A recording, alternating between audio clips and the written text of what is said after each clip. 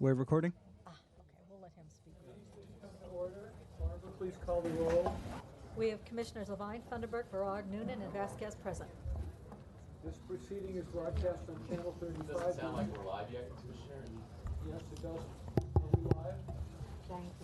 Want me to repeat that? Can you hear me now? No, we can't hear anything. I can hear. Are we live? Hello? Now we are. Thank you. Okay, Barbara has called the roll. Everyone's here.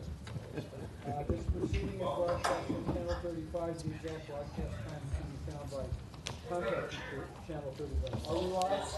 Yes. We are. Okay. We got an echo going though. There is an echo going. My opening remarks are, I apologize for starting this meeting so late. General public comment. I think we have 10 speaking cards. Yes, now we have 11? 11. Yes. Okay. Please limit your remarks to 2 minutes. The first speaker is Tom Lavage, and after that, Larry Dozer. How did he get to be first? I know. That's what I was wondering. Thank you very much. Good morning to everybody here, especially the hardworking people of the Department of Water and Power who serve the great city of Los Angeles. I just stopped by to say hello again, and I'm pushing for reclaimed water continued in Griffith Park. In the great line that you approved, it comes all the way to the nursery of Commonwealth. But if it's extended from Commonwealth Avenue to Vermont Avenue, it could serve the panels that as the gateway to Griffith Park. And if it gets to Vermont, it could go to the Greek Theater, where they use regular water to wash out sometimes the theater for the foot traffic they get. Then if it goes up to the corner right at the top of Vermont, it could get the bird sanctuary. And what are the birds? They told me. They want water. They don't care what kind it is. If DWP approved it, they want it. And then you get over the hill, right past the observatory, because Mr. Mahala told us if the source is here and you're here, you don't need to pump it. It's gravity fed. You hit Western Canyon and it goes down to the beautiful Ferndale area where it's so nourished by the water. I brought you all a map. My number's in the book. But I'm there every day at 6 in the morning. If you ever like a walk through the park and see this great city of angels, the Department of Water and Power was instrumental in improving its water system for the fire department to suppress the 2007 fire. And I want to salute all water people, including the young Marty Adams, who helped under the leadership of the late great John Ferraro and Richard Harrisick and all your team that's there. May I present these to the commissioner through Barbara? Is that the proper way? You can hand it to the officer. To the officer behind you. To the great lieutenant of the DWP. You know, I defended you when people were arguing that you were talking to the birds. Now I see that they may have been right. I did see the birds at Hollywood High in 1967, so there's the connection. But I thank you. It's been 3 years this July since I've seen a microphone, so you better tell the lieutenant to take me away. Thank you. I would like to say, I would like to say one last You're not comment. released yet. You know, during my time as a civic servant, I have never ever met a city council member and a civic servant as passionate and devoted and enthusiastic as you are. And the fact that you returned to bless us with your presence, giving your insights and your passionate ideology about what LA could be, I applaud you, and it's always such a pleasure to see you. Thank you, She Commissioner. speaks. Thank you so She much. speaks for the entire board. Thank you very much. I appreciate it. Just look over your left shoulder. That's where the city started, right there. And they stopped where the river was, because the river was water, and water is life. Peace and love. Thank you. The next speaker is Larry Dozer, and after that, Evan Gillespie. Good morning, and thank you for this opportunity. First, I'd just like to say that, you know, I pray for you often because I know you have difficult decisions to make. I'm the pastor of St. John's United Methodist Church in Watts, with the church in the heart of Watts, with Watts at heart. And while I'm from that church in Watts, as United Methodist, I represent about 17,000 right here in the LA basin. And we have a book called The Book of Discipline, that govern much of the work that we do. And there's something called the social principles. And those social principles, it tells us that we should support those efforts that try for clean energy, clean air, clean water, a clean environment. And we should do these things because they facilitate more abundant life, and that is what we're about, more abundant life. And I understand there is going to be consideration for a vote for a new gas plant at IPP. And that seems contrary to the 100% policy that LA has. And so I would ask that you be compassionate and as you make these decisions. And that has been my prayer for you, that you get the accurate information, that you use compassion, and that you use wisdom in making these decisions. Because indeed, these decisions are about life, about life itself. I understand there are economic considerations, but what price is there for a life? For a life.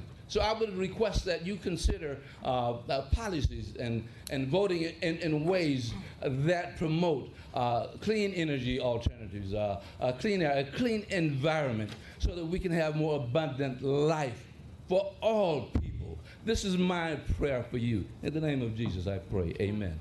Thank you. Thank you, Reverend. Mr. Chair, can I just address the last comment, Mr. Levine? Sure.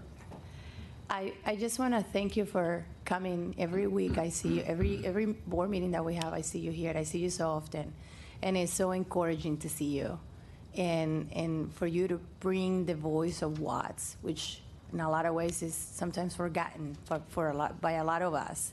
So I appreciate you keep coming, and I appreciate you bringing the compassionate part, because I think it's really important. We make very big decisions here, decisions that affect millions of people. And I so appreciate it. It's commendable to see you here. Thank you so much, and please continue coming. Thank you. The next speaker is Evan Gillespie, and after that, Joe McLaughlin. Hey, good morning. My name's Evan Gillespie. I work for the Sierra Club. I thought I'd come down today and talk for a minute about an upcoming decision you all are going to make on the power plant. And you know, I've said my piece to a lot of you about this, and I don't want to belabor too many points, but I do want to kind of hit on a couple key things. You know, I can't imagine a world where the Sierra Club says, sign us up for a big new power plant. We're excited about it. But I do think that there was a process that the utility has set a very high standard for over now the decade that I've been working, you know, in Los Angeles and with a lot of the people here. And you know, that process includes an opportunity for public hearing, for public comment, for engagement, so that we can better understand the rationale of the utility and why it's doing what it's doing. I don't know that would have helped us get to a place where we can say this is a good decision, but it would have helped a lot. I also think that there's an expectation that the utility set for a lot of stakeholders across the city. Dennis Zine passed a motion in 2013 saying, I want to update every year on what is going on at IPP and what the transition plan looks like. And I don't think that public process has played out over the last 5-6 years now. I also think that, you know, the decision, you know, if you move ahead with a new power plant, it flags for me that I think the utility has some work to do to really internalize the transformation that it's being called on to lead when it comes to 100% clean energy.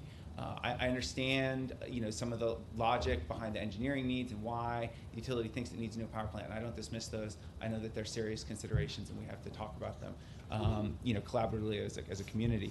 But I also do think that, you know, it's hard to understand and hard to square the notion that we're going to continue to make billion-dollar investments in fossil fuels at the same time that lots of organizations are dedicating lots of time and energy to supporting the utility to find a pathway to 100% clean energy.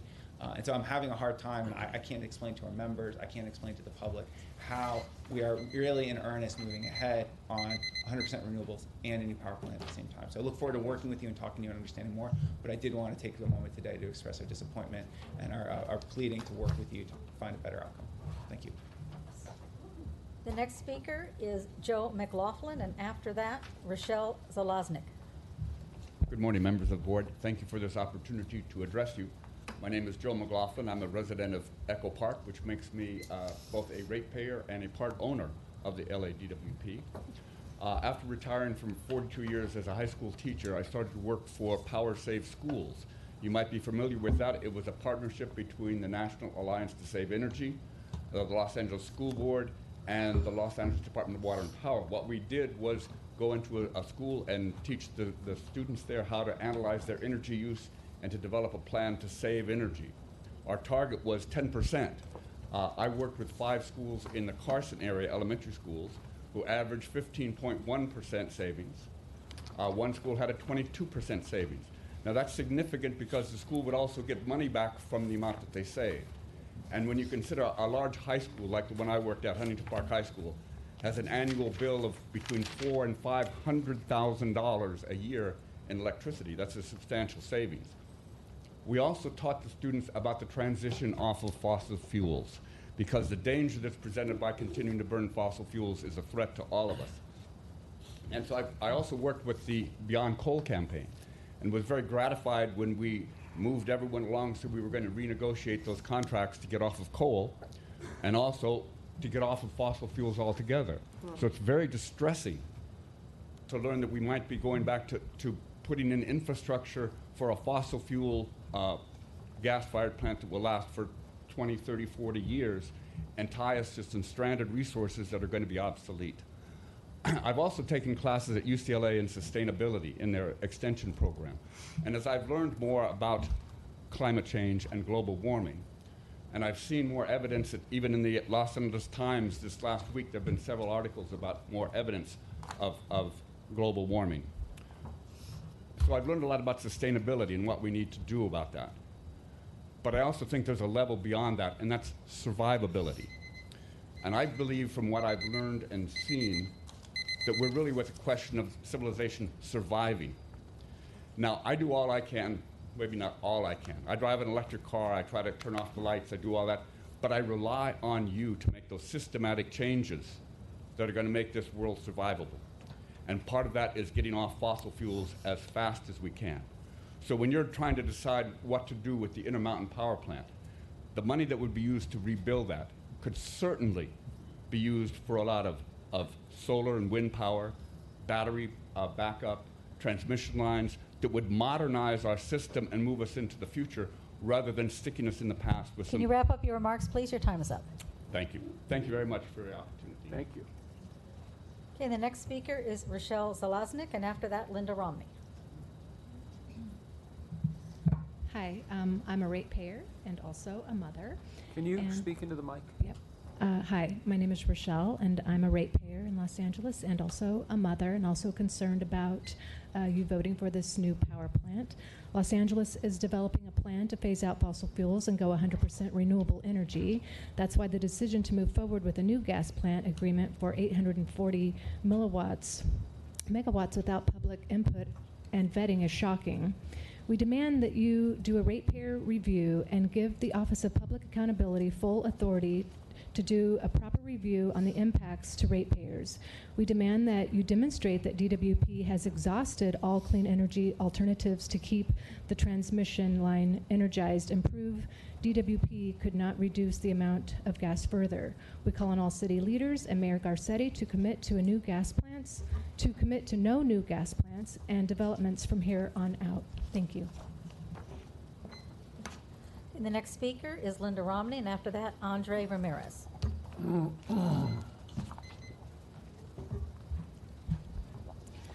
Again, I appear before you concerning the fact that the DWP as a monopoly does not respond to their customers. Specifically, they do not respond to correspondence regarding affordable housing and the fact that 51% of the single-family homes are rental homes.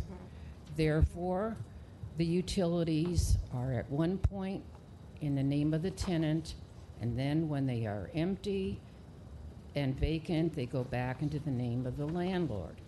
However, what's occurring is the fact that the DWP has refused to put the property back into the name of the landlord, which despite my 54 letters to the then customer service manager, Mosier, and my interfacing with Gladys Berry, I still have a half an acre of dead agriculture, which means you cannot rent the property.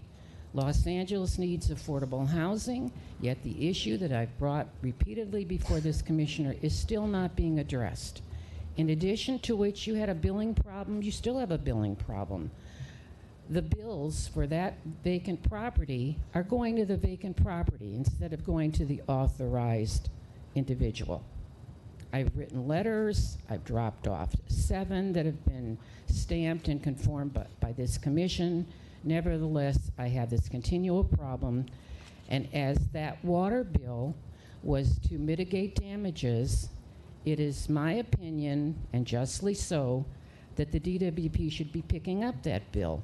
In addition to which, I am asking that this commission consider the issue of why those 54 letters went unanswered and why you refuse to put the utilities back into the name of the landlord and the landlord's property manager. This is an issue that's ongoing. It has still not been addressed, and there are other individuals that are still having the same problem I have. Thank you for your consideration. Thank you. The next speaker is Andre Ramirez, and after that, Alexandra Nagy. Good morning. My name is Andres Ramirez. I'm here on behalf of Pacoma Beautiful and the Los Angeles Clean Energy Coalition. I am also here to talk about our concerns in regards to the proposed building of the IP power plant at the IPP facility. We believe there has been a lack of transparency in the process of developing of this plan, and we find it concerning that this amount of resources are being invested in a fossil fuel power plant, and we don't find the same amount of resources being invested in clean energy. So we urge the board to create a public process so we can have a better dialogue about this power plant. And we also urge the board to be more innovative and commit to their 100% renewable goals, because we want to see a city that's cleaner and greener for everybody that lives here. Thank you. Okay, the next speaker is Alexandra Nagy, and after that, Mike Greer.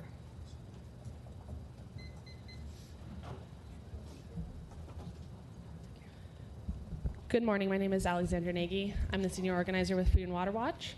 I'd like to start by reading some of the core values of DWP that's coming a little later in the budget conversation. Number 1, transparency. This is out of 10. Number 1, transparency. Number 4, accountability. Number 6, integrity. Number 9, fiscal responsibility. And number 10, professional excellence. I would argue by pushing this IPP contract without telling the public and going against the design motion, which I have here to submit and I will read from, go against all these core values. And this is the problem that we have with DWP. When we fought to get off of coal, we did not expect to be left out of the process completely and what would be replacing it. And that's the problem that you all have. This is your problem because we will make it your problem. We need to see a real commitment to clean energy. The motion reads, part of it is request that the DWP, in conjunction with the ratepayer advocate, report back on an annual basis with a progress report on power generation options that provide a clean long-term power in a cost-effective manner, including gas, but also wind, solar, renewable, and the use of the IPP site for integrating renewables.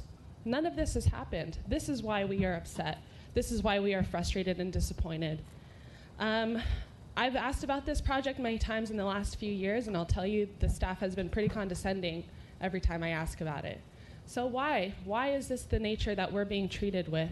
I don't get that. This needs to change. Gas is not a clean fuel. It is not a bridge fuel. It kills people. I've been working for the last 2 years on the Aliso Canyon gas storage facility fight where people are still getting sick. Teachers are dying at the schools that I helped relocate. Pets are still dying. Community members are moving. Those that can move are. It's destroying the community still. The IPP project, if that still includes gas storage, then DWP has learned nothing and really doesn't care about its customers. I know this is coming back in 30 days, but we really do need ratepayer review, and we need the mayor and the city council to make, and this board, to make clear commitments to getting off of gas. We need that commitment from you. Excuse me, what was your name, please? I didn't get that. My name is Alexandra Nagy. Thank you very much. Thank you. Okay, the next speaker is Mike Greer, and after that, Mary Beth Troutwine. Hi, hi, can you hear? My name's Mike Greer. I'm a 40-year resident of Los Angeles, grandfather, and recently great-grandfather last year. Been an author and a consultant, and I'm among the thousands who have just become awakened as of the 2016 election to being engaged locally, up and down. I'm with Food and Water Watch, Indivisible, and a number of coalitions.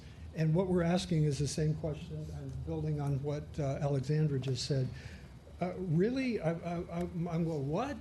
We're actually going to build a new gas plant when there is a commitment been made for renewable energy, and a massive gas plant at that, when communities are being poisoned by leaking gas wells that still can't be fixed. Recent LA Times article, Aliso Canyon, not fixed yet. We are asking real simply that you live up to the core values that Alex just spoke of. We would like a ratepayer review of the contract. $1 billion, really? And we're not going to have a ratepayer review? I paid a lot of gas bills. I've paid a lot of DWP bills in my 40 years in Los Angeles, and my family has too. And we really would like to know that that's going to create a future where they can breathe, those many grandkids that I'm going to see. So we ask that make sure that you've exhausted all the clean energy alternatives, and that it go through a public review process with accountability. And we're asking also our city leaders to commit to no new gas plants. It doesn't make sense. Come on, we got sunshine the majority of the year. Are you kidding me? What are we doing? Thank you. The next speaker is Mary Beth Troutwine, and after that, Carol Kravitz. Good morning. My name's Mary Beth Troutwine. I'm a 20-year resident of City Council District 11. I moved here to Venice for the sunshine. One of the things I wanted to let you know today is I've been working as a resource conservation teacher, environmental education teacher for first and second graders for 10 years, and those children know and expect clean energy in their future, and so do the citizens today. So we're just here today with Protect Playa Now to ask our city leaders at Mayor Garcetti to commit to no new gas plants.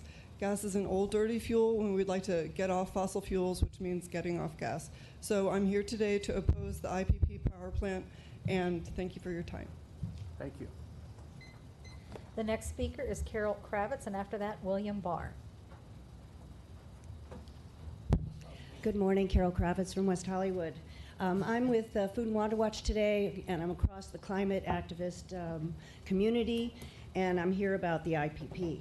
Where there is opportunity in this severe climate crisis, every available avenue should be taken to eliminate our long-term dependence on gas. To refit coal plants to gas, which will be obsolete in less than 10 years for over $1 billion, can be better spent to transition to clean energy. Why no public input? Why no vetting? Why no impact ratepayer review? Why are you hiding it? My theory, because you know it's wrong. All clean energy alternatives must be exhausted to keep transmission lines energized.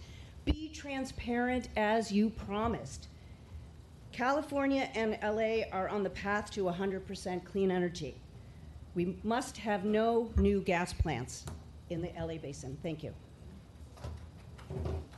The next speaker is William Barr, and after that, Andrea Raymond. Hello, thank you for having me. I come to you as a consumer, customer, concerned citizen, climate activist, and climate activist with the Sierra Club. I started volunteering with the Beyond Coal campaign back in 2009, when we got roughly 46% of our electricity from two coal-fired plants, Navajo and the IPP. After 4 years of advocacy, we got the city to pledge to get off of coal, and in 2006, in compliance with that pledge, we disconnected from Navajo. Thank you very much for that. That was fantastic. That brought our percentage of coal-fired power down to 23%, and that 23% has to go down to 0 by 2025. The problem is with methane itself. While CO2 is a serious climate disruptor, CH4 is 85 times worse. It doesn't stay in the atmosphere as long as CO2, but traps a lot more heat while it persists. exchanging coal-fired electricity for gas-fired electricity is not climate progress. It's making everything worse through leakage. Leaks of our infrastructure of pipes, valves, and meters that distribute the gas, as well as leakage that occurs at the wells that the gas comes from. Conservative estimates from the California Energy Commission put that leakage at put annual leakage at 130 billion cubic feet. The total released from Aliso blowout was 5 billion standard cubic feet. So the annual leakage of methane caused by California's gas consumption equals about 26 Aliso Canyon blowouts. That's a conservative estimate. Here are some questions. What would the climate consequences of a substantial addition to our state's gas consumption be? That question needs to be answered before this project is approved. How much will our rates go up to pay for this giant power plant? How are we avoiding yet another stranded asset? Can clean energy alternatives fulfill the need? And how will this impact the grid? California is headed toward a 100% clean energy future. The LA DWP says they're working towards that, but they continue to invest. How can you continue to invest in fossil fuel infrastructure? Thank you very much. Okay, the next speaker is Andrea Raymond.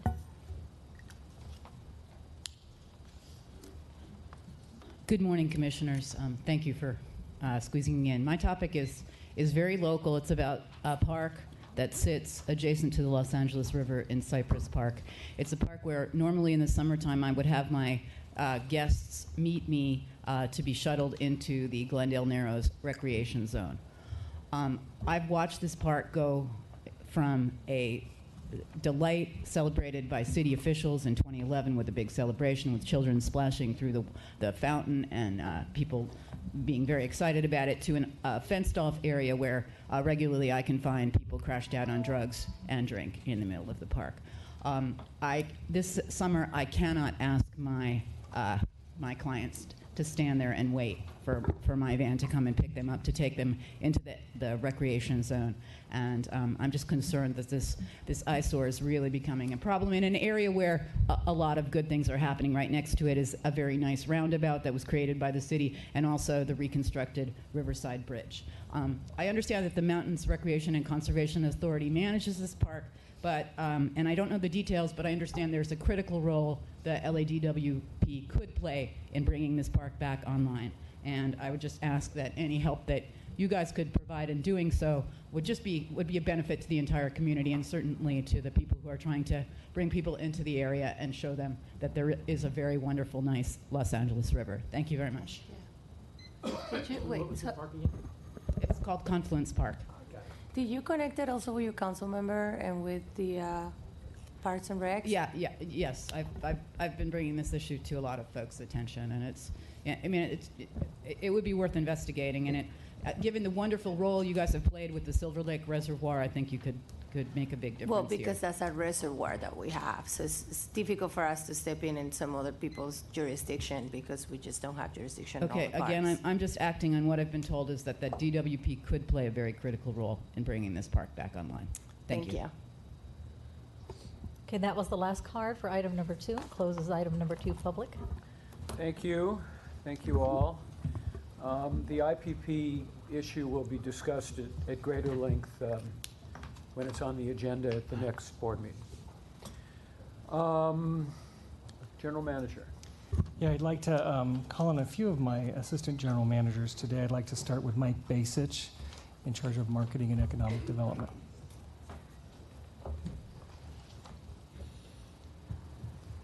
Good morning, President Levine, members of the Commission. Mike Basich, Assistant General Manager, Marketing and Economic Development. Just kind of pointing out a few things I left in front of you at your stations this morning. We'll kind of start off, if you can look at the stapled piece called Evolving Facebook.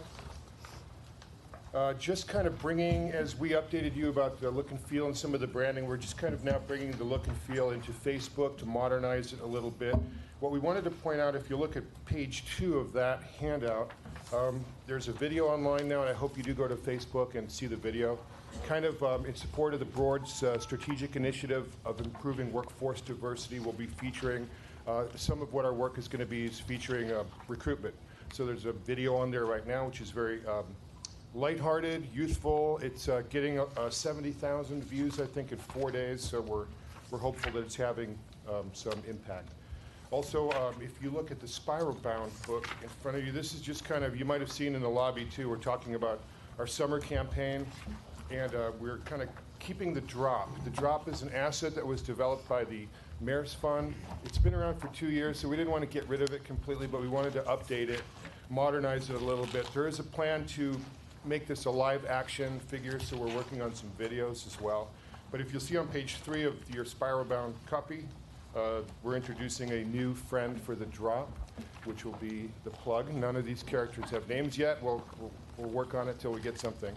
And the point is, we've never done a joint energy and water conservation program, so we'd like to keep the message out there in a fun, a lighthearted way, and it's the first time we've done it. So my staff, Dom, Kim, Chi-Hong, Zhao, Virginia, Eric, Terry, Vonda, and Brooks all worked very hard on getting this. It's a relatively small staff, and getting the word out and hopefully having some impact, and we'll come back and share the impact with you. Thank you. Excuse me, Mike. One second.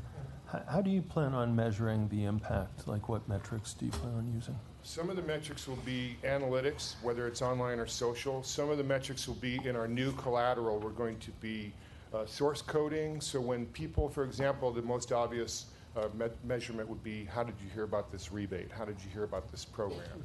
So in the presentation, the marketing presentation 2 months ago, we talked about homing pigeon kind of strategy to collateral. We want to send it out, but we also want to have it come back in and find out if it's having an impact, so we can either keep it or get rid of it or try something else. And what baseline are you using in terms of benchmarking? We'll be working with energy efficiency and as well as customer service to see like what their baseline of rebate participation's been. When I say baseline, like what year, what's your reference year, or is now the reference year? Now is kind of the reference year. We've had some programs that we haven't directly tracked what marketing efforts led them to that, so we'll be starting at the basement level here. Great, thank you. Thank you. And I'd also like to ask Andy to share a couple things that have gone on over the last week. Good morning, Commissioners. First thing I want to talk about is last Saturday we held our Lineman's Rodeo competition out at our training center. There were 37 apprentice teams competing, 26 journey level teams. Teams came from as far away as Calgary, Alberta, and there was some teams from Portland, Oregon that came to compete. Overall, the department team finished second overall. Petrelli Electric won the overall event. They are one of our contractors that work for us. And the third place team was Riverside Public Utilities. That's with ironic. the City of Anaheim coming in a close fourth.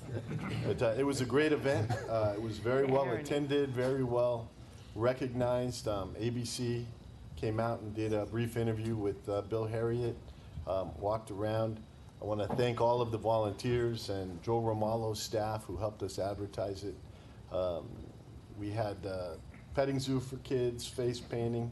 I tried to get my face painted, but they said a kitten thing was just not going to work for me. And I was afraid it wouldn't wash off before today. But we also had a solar competition for the kids and a wind competition thanks to Louis Ting's group. It was really a great event. I know Reiko was there for the first time and her husband, and Reiko was commenting as kids were walking out, they were just thanking their parents for bringing them. It was a great day, and I think overall this was probably the best rodeo we've held. Many of the people commented that our rodeo, which it helps us to advertise to other utilities and other workers, is the best one besides the international one that's held later on in the year. So we'll be sending 4 journey level teams and 4 apprentices to the international rodeo in Kansas in October. Should we be investigating the 3rd and 4th place finishers? Well, I think we need to look into it. So also, separate from that, last Friday, I was fortunate enough to attend in Portland, Oregon, and we have just a few pictures here, but it's Portland, Oregon Tradeswomen Career Fair. And so I was able to attend that last Friday in Oregon. And this is a career fair put on by, there's a Tradeswoman Oregon Incorporated, And they've been putting this fair on for a number of years, and I was fortunate enough to get to attend and get some information. Represented, every booth was stationed by women in different trades, from roofing to contractors doing logging to the police was out there, the fire departments were out there. Just about every trade was represented. And so it was a 2-day event, and on Friday, the day I was able to go, was for school-age kids. So during the day, they just brought in busloads of school-age young ladies to go through and just look at all of these different trades that are out there. It was great to watch the smile on this young lady's face as she's operating that jackhammer. I mean, it's almost as big as she was. But so we went around, and over here, it's a faraway picture, but that's one of their female journey level line persons that was there, and giving a bunch of young ladies the opportunity to see what it's like to climb a pole. And then they were given bucket rides here. This is one of the T-shirts that they were giving out at to the attendees. This Tradeswoman Inc. has been going on since the late 1980s. So we were fortunate to be there and be able to attend. Everything from them being able to learn to operate a backhoe and just try basically anything they wanted to try to see if there was something out there in the non-traditional jobs that they were interested in, and then they get them in and they do some pre-training, pre-apprenticeship to qualify them. So it's a great event. We're looking at getting information how we can bring an event like this to Los Angeles. So we'll be coming back later on with some more information as we go through. But I was really excited. I got to attend. Can I comment on Andy? On Saturday at the rodeo, the president of the Lake Balboa Neighborhood Council, who was interested in her daughter signing up to be a Lions person, she went and she sent me a picture of her daughter with Dan Barnes, and they spent the day at the rodeo, and all she has is exclamation marks everywhere that her daughter was thrilled. So I think we may have a new woman Lions person. Yeah, and I was fortunate enough to get to speak to her. Dan introduced me to both of them, and we spoke at RACO. And no, it was encouraging. She's excited, and thank you. And she, talked about going back and getting, spreading this word in the schools in her area. And we're committed to working through that and getting this information out to the schools as we go forward. With the, the trade tech agreement you guys approved a couple meetings ago, we'll be able to create these classes for the schools, right? And my hope is that we can create programs so that we can qualify kids in their senior year, so by the time they graduate, they're already eligible to take the test and get ready to hire. So that, the hard thing is we lose people because they graduate, they learn about it, it takes them a year or two to get qualified and get to a place that they're ready to be hired, and by then they've already found another way to go. And we're missing out on some really great people just because it's so complicated to get in. So we'll be able to work through this and create more programs and get out into the schools and help people to be, by the time they graduate from high school, if they determine, they're not ready to go to college, that this is the place for them. And we have such great opportunities here, and it's exciting. Well, I'm glad that you're looking at recruitment and outreach methods, because I think that's the key to getting more women. Yeah. Well, it's interesting because I have kids, somehow in my neighborhood, I've become the go-to guy. And, I'll have people just come knock on my door and say, hey, so-and-so said, if I want to get into like the electrical field, come talk to you. And it's really exciting to sit with them. And, I'm extremely fortunate. I came to Water and Power as just being a temporary job. I was going to work 6 months while I finished school, and decided I loved it. 40 years later. 36 years later, right? you know. But, you know, and I was fortunate, right? I happened to luck out and have somebody tell me about this opportunity. And again, once I got here, I realized, you know what, this is what I want to do. This is where I want to be. And then, you know, obviously through the department, I finished my education while I worked.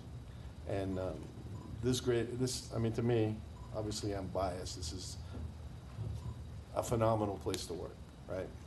And just the family atmosphere here. So I'm excited about bringing new people in and getting the best people, whoever they are, right? And we need to get them in. We need to give them that opportunity, and we need to make it easier for them. Yes, and I think that we talked at the last board meeting about making it more customer-friendly, our website, for people who want to apply for these jobs, that they don't have to first go to the city website and then back to our website and so on, that it's on our website how to apply for these jobs, because in this particular case, she couldn't figure out how to apply. Right. Yeah, and it's difficult because there's things you have to do before you can even apply. And that information we need to do better at getting it out there so that it's out there. And anybody who's interested knows that, hey, I go here and this tells me what I need to do to qualify, right? And they should be able to go to one place to do that. That's it. That's it. Thank you very much. So thank you, Andy. Andy kind of talked about recruitment, and Richard, we'll finish with Richard, who's talking about once you get here, some of the things that you get to participate in. Richard. Good morning, Commissioners. It's a great morning for the city and the water system, and I'm proud to announce some national recognition that we received recently from the American Academy of Environmental Engineers and Scientists in their Excellence in Environmental Engineering Science competition. Actually, Jim Stahl, former past president of that organization, is here with us this morning. There was 9 categories that you could compete in. The department competed in a number of them. And I want to start off with talking about the One Water LA 2040 plan, which is a joint effort between us and the Department of Sanitation here in the city. We won together a grand prize in the competition's planning category. And as many of you know, the One Water LA plan takes a holistic and collaborative approach in integrating the city's water resources from surface water, groundwater, wastewater, recycled water, and stormwater, and puts that all together as one water. So I'm going to ask Adel Hajj-Khalil, who is the Assistant Director at LA SAN, to come up with me. He actually has the award with you. Somebody. Yes, it's a big award. So the plan identifies multi-department and multi-agency integration opportunities to manage water. So it's really an integrated way to develop our resources going off in the future, and I'm going to let Adel speak more to it. Thank you, Rich. Good morning. It's a pleasure to be here.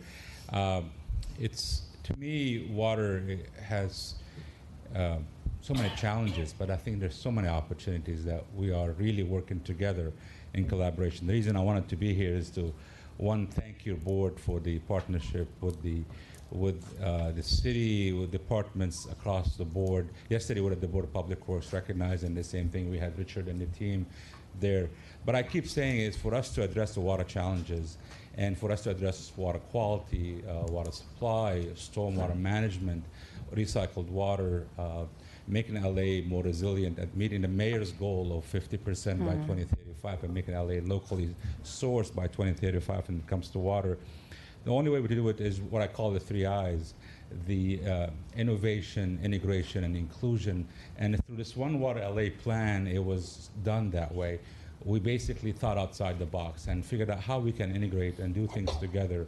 And your staff and your department was a great partner, Marty and him in the beginning, and Richard and the team was a great partner.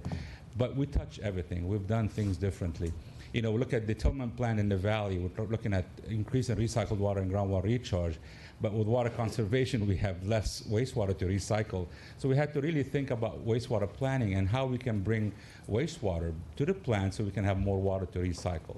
We're looking at ways to capture stormwater and put it in the ground or recharge it, not only to replenish the groundwater to address water quality, but also make our communities a better place to live. All these things were done because of us working together, this collaboration. Integration, you know, bringing departments, rec and parks. We're working with the airport now to bring water, recycled water to the airport as part of the expansion. With the harbor, all of us are working. We're developing new LID ideas. I know you guys were working together on the stormwater issue on industrial users and how we can both address water quality but also have that water be captured and put in the ground. We're doing so many things, but at the end is the inclusion, bringing the stakeholders, the community part of this process.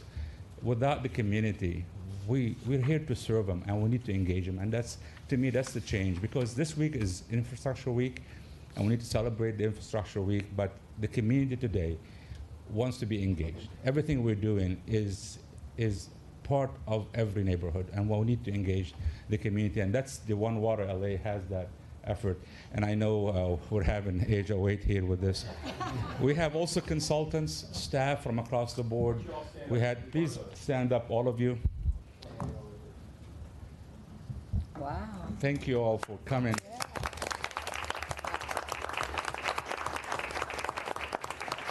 I want to point the project manager also, Lenice Morero, a great engineer and woman. Thank you. And our lead from us. I know you have great leads in water and power, and I introduce my staff also, Ali Posti. Thank you, Ali, for being here. To me, I want to leave you because I have to go to City Hall for another meeting. It's all about what I call connecting the dots, drops, and hearts. That's what we're doing every day, how we connect all that to make Los Angeles a better place to live for today, for tomorrow, for the future. Thank you very much.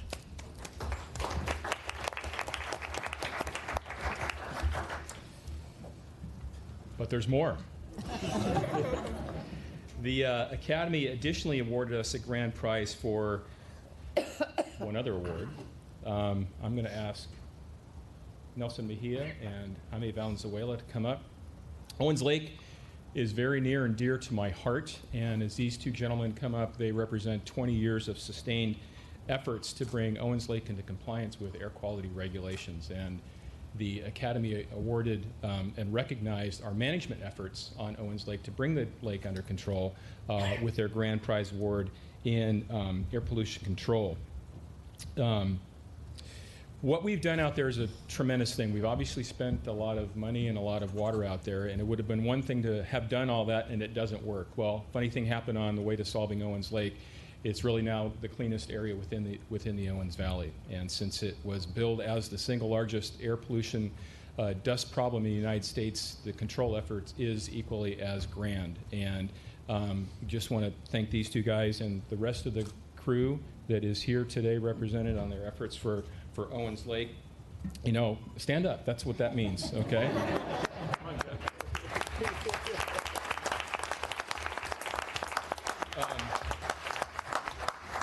It's a big deal what we're balancing up there.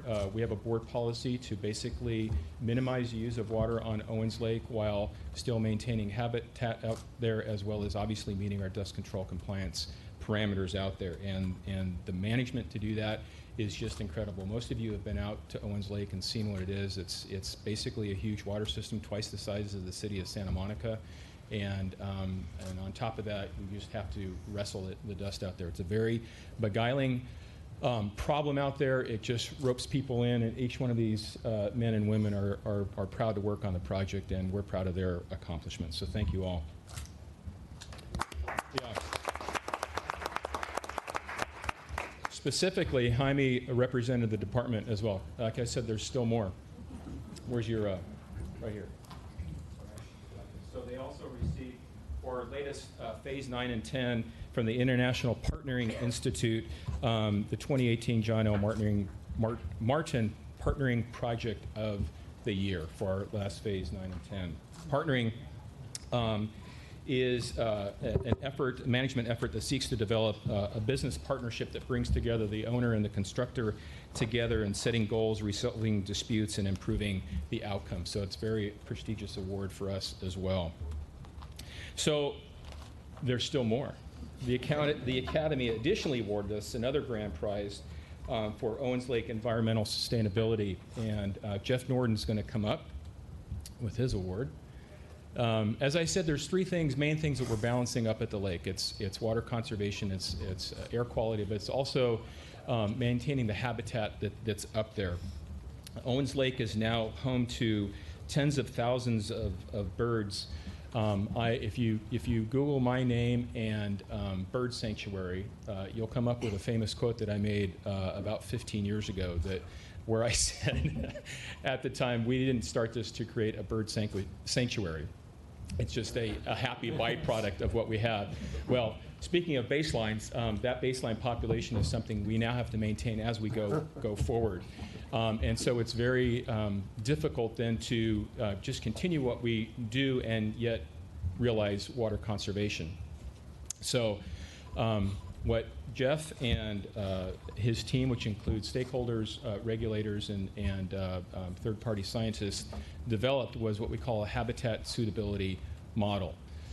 Basically, by accident, we created this bird sanctuary just by throwing a lot of water out on a lake. When you bring water, you bring life, and we have this population, and we're really required to maintain that habitat going off in the future. So how do you do that? Well, when I say we accidentally created a population, we really did that. We didn't do that intentionally, but now we have them.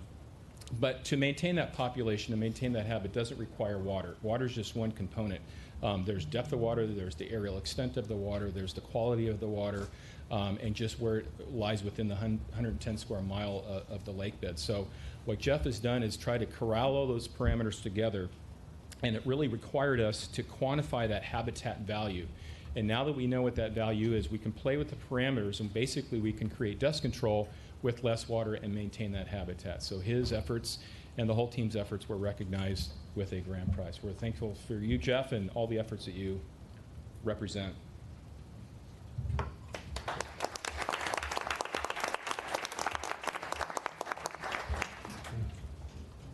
When we were raising our kids on their birthday at the end of the day, as they were going to bed, we'd say, don't you wish at the end of your birthday you have just one more present? Well, at the end of this presentation, I've got one more presentation, and I'm going to ask Penny Falcon to come on up, and you can see hers is a little bit outsized from the others. The Academy awards in 9 categories. We were eligible in 7 of them, and as you can see, we won 3 out of the 7 that we were eligible for. And they have an additional award. It's the Superior Achievement Award, and they only give out one of those a year, and we received it this year for our Water Conservation Potential Study. And we have presented that study to you. And it's a very important study, because as we look forward, and Adele mentioned is we're going to develop our own local resources. As we look out over the next 20 to 30 years, a key component of how we're going to be locally sourced is our water conservation potential that's out there. So we are going to rely on basically, the way it works is we estimate the city's population to grow by 1 million people over that year. And we're going to maintain the existing demand through conservation. So we expect to conserve an additional about 110,000 acre feet over that period of time. And people say, well, how can you do that? Well, number one, we know from a track record, because if we go equally as back in time, we saved 118,000 acre feet. Now, the next 110,000 is going to be very difficult.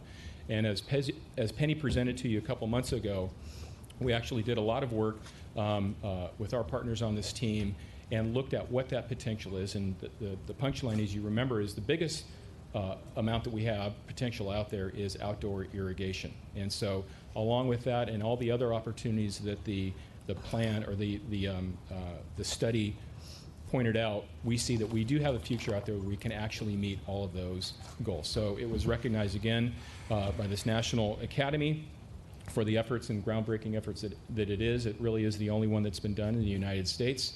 And again, Water and Power is maintaining its leadership role in the area of water conservation. So we're proud to present the team and everybody else that was a part of the study. I think there's a few others here. Dan Rodrigo is here as well. So from CDM Smith. So thank you to them. You can take that back with you. So it's so big that they aren't going to see it. Maybe on the side is fine. All right, thank you. That's it. And that completes my report. That was a great report. Comments from commissioners on agendized items and requests from commissioners relating to departmental operations. I see Commissioner Barad's Yes. hand somewhat up. Somewhat. Thank you very much. I wanted to report on the kickoff of the Bucket Brigade, which was last Thursday at Walter Reed Middle School in North Hollywood. And here is the bucket. And it only took 2 years and 1 month for this to be a reality. We had the press conference, and at the press conference was City Councilman Paul Krikorian, our school board member from that area, Scott Schmerlison, and Marty Adams was there from DWP, and Mark Horviter, who is the facilities manager for the LA Unified School District. And the Bucket Brigade is a partnership between LADWP, LA Unified, and neighborhood councils in the city. And the idea is that the buckets you put in your shower and you capture the water, any water, or in the sink when you're running the water to get warm water to wash your face, you capture the water and then you use the water in the bucket to water plants and trees. And this is encouraging water conservation as a way of life for our students in their homes and neighborhoods. But I wanted to tell you what I thought was one of the most interesting speeches that day, and that was Mark Horviter from LA Unified, who, when he got up to the microphone, said, when I came to the commission to ask for money for our programs, and I thought, and this is what he said, and I thought, this is going to be easy. We do this all the time. And then one of the commissioners said, is it true that in all your 1,000 schools, sites, that you run the water, the faucets, and the water fountains to flush out the contaminants? And he said, yeah, that's true. And the commissioner said, where does that water go? And I had to say, the water goes down the drain. So that was the beginning of the Bucket Brigade attempt to really capture this water.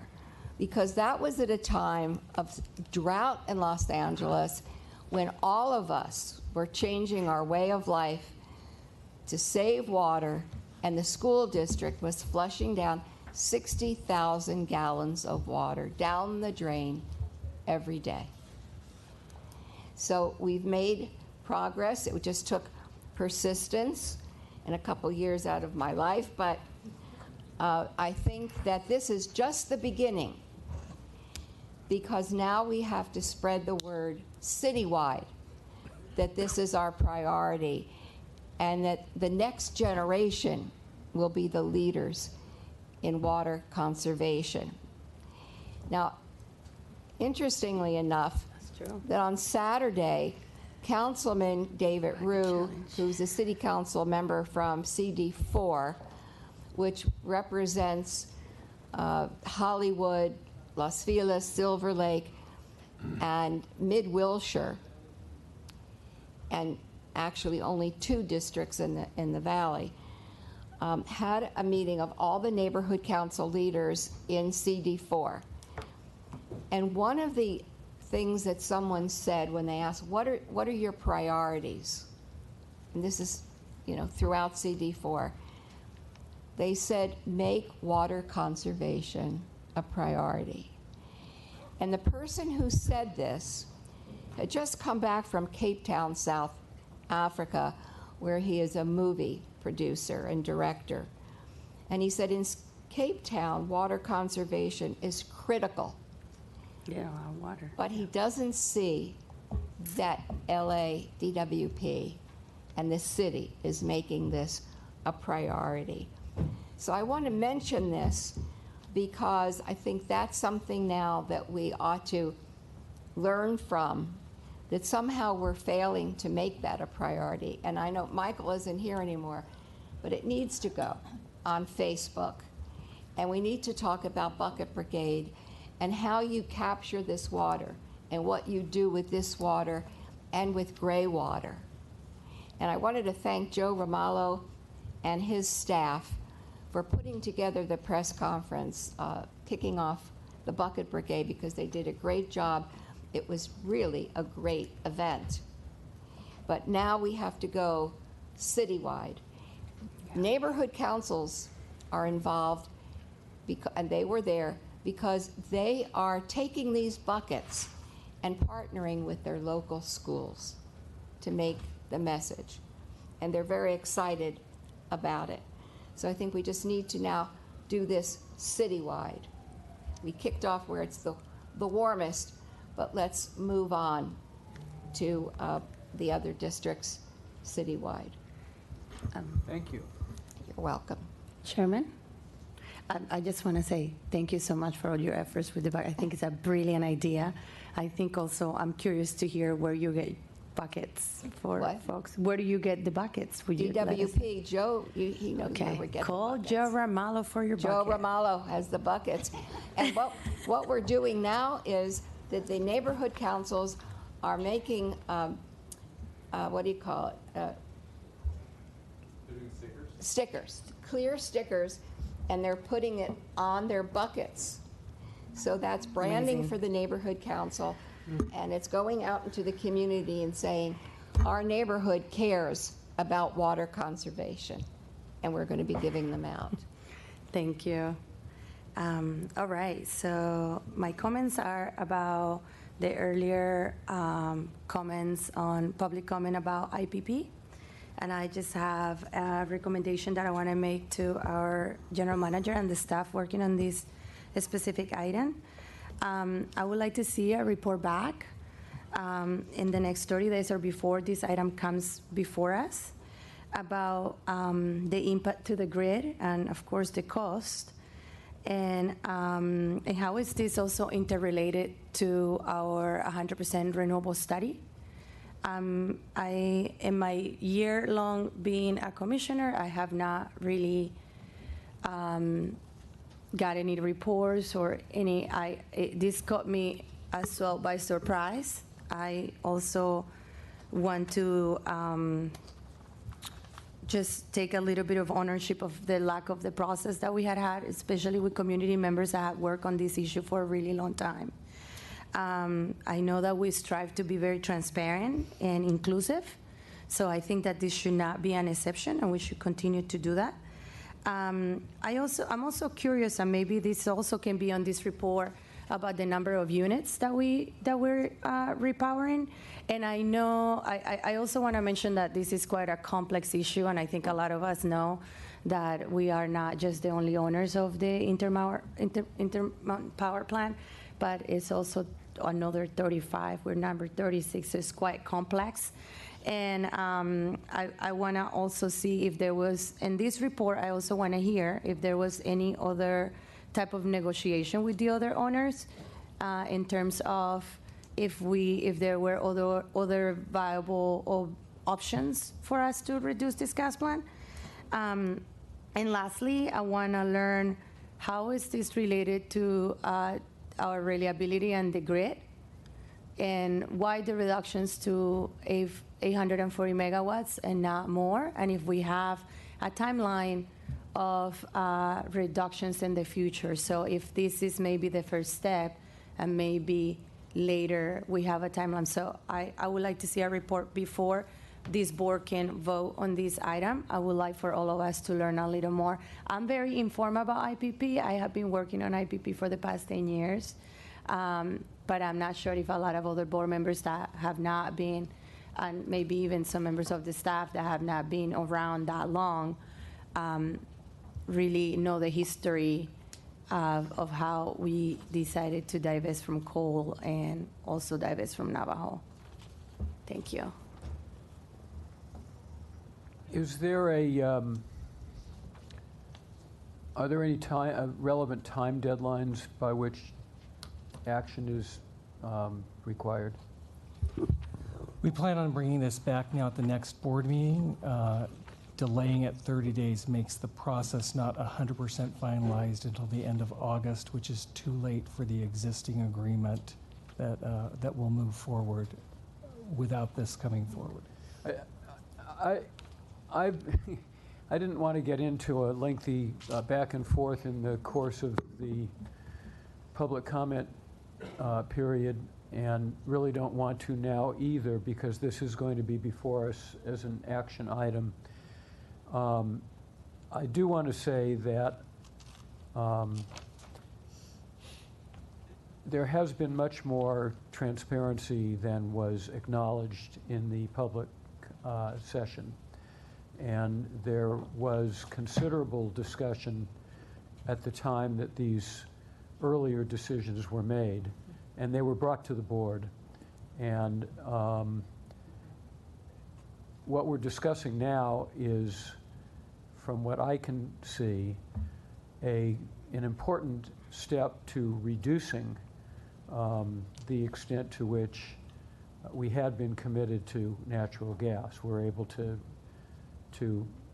reduce it from 1,200 megawatts to 840. I think all of the questions that Commissioner Vasquez raised need to be answered and can be answered and have answers, and that those include a summary of the discussions that did take place in the past. Unfortunately, they may not have been communicated to everybody who has been testified today. My concern, though, is I want to make sure that these questions are publicly answered and understood, but I don't want to go so far as to jeopardize our ability to make the reductions that we are trying to make. And that relates, as Commissioner Vasquez implied, to the numerous number of partners that we have in this project, which makes negotiating this type of an issue challenging, to put it mildly. So if this can be done in a fashion that doesn't complicate our ability to make these reductions, it should be. If it can't, we should deal with that. I mean, I'd just like to know whether or not this can be done in a timely fashion that will allow us to go forward and take these pro-environmental steps that we are trying to take. We'll include all of these issues. Okay. Thank you. Go ahead, Commissioner. President Levine, I absolutely, you took the words out of my mouth. I feel that this has been the most transparent and forward-thinking board that I've been honored to be a part of, and I have felt honored to be a part of all of the boards related to DWP that I've served on. That being said, having reviewed the agendized items, there were two mental points that I wanted to make that I do want to get out of the way. A, your staff is so committed. They are available on the evenings, during the weekends, upon reviewing the budget. They answer calls immediately, as do you, General Manager Wright.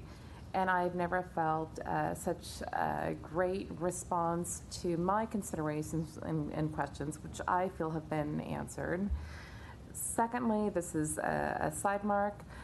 When I looked at the agendized items that we have to approve, I applaud the Department of Water and Power for embracing new technology, new materials. I know there's been a risk assessment made, that you've taken your time to really assess opening the audience for vendors and incorporating new age technology, but I think we are living in a world where technology moves so quickly, and I applaud the department for incorporating the most sound and cost-effective materials available for Angelenos. That being said, having listened to the public comments, this may not be very eloquent, but I did make these notes, and they are very sincere. I've served on this board for over 10 years, and I can sincerely state that although a meaningful trajectory was unfolding in Los Angeles, this is the most powerful effort the Department of Water and Power has made to embark on relying primarily on renewable energies while ensuring our century-old relied on provide redundancies, capacity, backup opportunities. As you can imagine, we are responsible for so many people, and so this board takes it very seriously to investigate new technologies while trying to balance incorporating renewable energy. If solar energy is poor one day, we're relying on wind, we have to make sure that your homes do not black out. And we take that role very seriously. And if you look at our record, we've always been there to support you. That being said, Los Angeles is a frontier on leaving coal. We've led the path. Look at our record. And we are #1 in incorporating solar energy into residences. So I compliment this board, this staff, and even though there may be many concerns being expressed, I, for one, who have been very, very engaged in these issues and within this department, feels very proud to sit here today and say that we are doing our very best to protect you while being the most forward-thinking city in the nation. Yeah. I think that was one of the better speeches from our board members that I've heard. And I want to thank you, Commissioner Noonan, echo your remarks, President Levine. Couple things. I was almost moved, Andy, to be a little more emotional, like I can be sometimes, to hear about the efforts that the power system's making to look at and rectify and address the disparities that we have in gender. It was one of the things that inspired the Equity Metrics Data Initiative, and I think that the efforts that we're making, I would just say that if we can just make sure that the efforts that we're putting in are measurable and we benchmark them. I know as a commissioner, because I did a lot of research on this, that I didn't know about this area very much, how difficult it is for fire departments. I mentioned it at my last meeting, how difficult it is for our fire department. Mayor Garcetti's put the directive out, gender equity, 4 or 5 years ago, and the fire department went from 3.2% to 3.9% women, with all the effort that the fire department has put in to trying to recruit and retain women. So we know that there are issues because it's not, we want to replicate what's good, but obviously there are barriers to replicating. 3.2 to 3.9, my math, and 7 over, that's still, not bad in terms of a 20% or so increase, right, Marty? 20, around that, okay. So that's actually big, but we're moving from such a low baseline. So when we're moving from one lineman or tradesman or tradeswoman or tradesperson to make a dent in the 500, I think that's important. That's important that it be followed up on, but it's important that you come to the board and ask for resources to track it, because it's not really good unless we track it. And I want to, I think it's worth commenting on from a universal standpoint to address some of the public comments, how much this monopoly actually is very competitive. And I did a lot of research on antitrust and monopolies, and not just early on when I was in law school, but more recently, to try to understand monopolistic behavior. And sometimes DWP, the agency can project that, it knows best, it's paternalistic, the public are our customers. We have commercial customers and residential customers. More than half of the commercial customers bear, more than half of the commercial customers, more than half of our customers bear the power load and support lower rates that are competitive on the residential end through our commercial rates. They are our ratepayers also. So when we talk about making strides, whether it's in gender equity, whether it's in renewables, whether it's in any of these areas where we need to improve, where we've shown that we're a leader, where we've shown that we've stepped out. As Andy said, we want to get the best, right? We want to do diversity right when we do it. And so I think that that's the importance of measuring things. It's not a matter of counting heads or checking boxes. It's a matter of doing the real work. As Adele, I think it's great. I like the integration, innovation and inclusion end of things. That seems like something we could copy and adopt. But I think that that's something that is important to keep in mind. So my only comment back would be to just make sure that we measure these efforts and that you come to the board, because it's our responsibility actually to support you. And when you don't have incentives built into your management structure to incent your managers under you to actually do this very important work of inclusion that makes the enterprise more competitive. We're getting people, we're increasing our pool. It's just simple economics. We increase supply, we get a better price on our labor costs, we get better competitive costs. So it's not about doing social good as an afterthought that is very important, but it's about making sure the ratepayers are getting the best value for their money. And so I want to thank you for the effort that you put into that. I think the board will look forward to hearing more about it. And whether it's by survey or otherwise, don't be afraid to take risks. Because if the fire department didn't take risks, they would have never gone from 3.2 to 3.9%. That may not seem like a lot, but it's an enormous start. And so I think that that's something that you can think about, that our board will back you up when you take risks, so long as we know about them. But when you take risks, because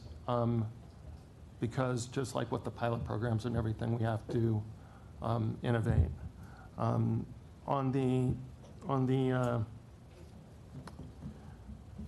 the comments, I'm not going to say much more than Commissioner Levine said about IPP, other than to thank the public who came in here to testify and thank them for their time, but also thank the management and staff for the responsiveness and responses that they've given. I think a good vetting of the issue is in store, especially because what's inequitable may not be necessarily equitable. Because I've brought this up, and I really want to get a time when I can get this cognitive bias report back to the board today. Like, I don't want the report today. I want a time when I can get it back today.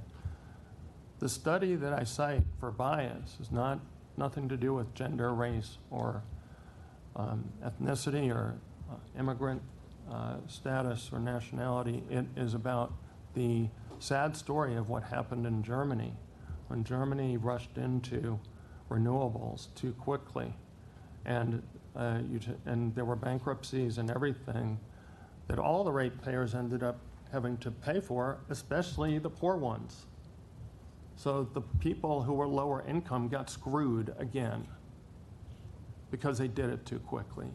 And that's my message to, the equity community I view as part of my family now. Each and every one of you came.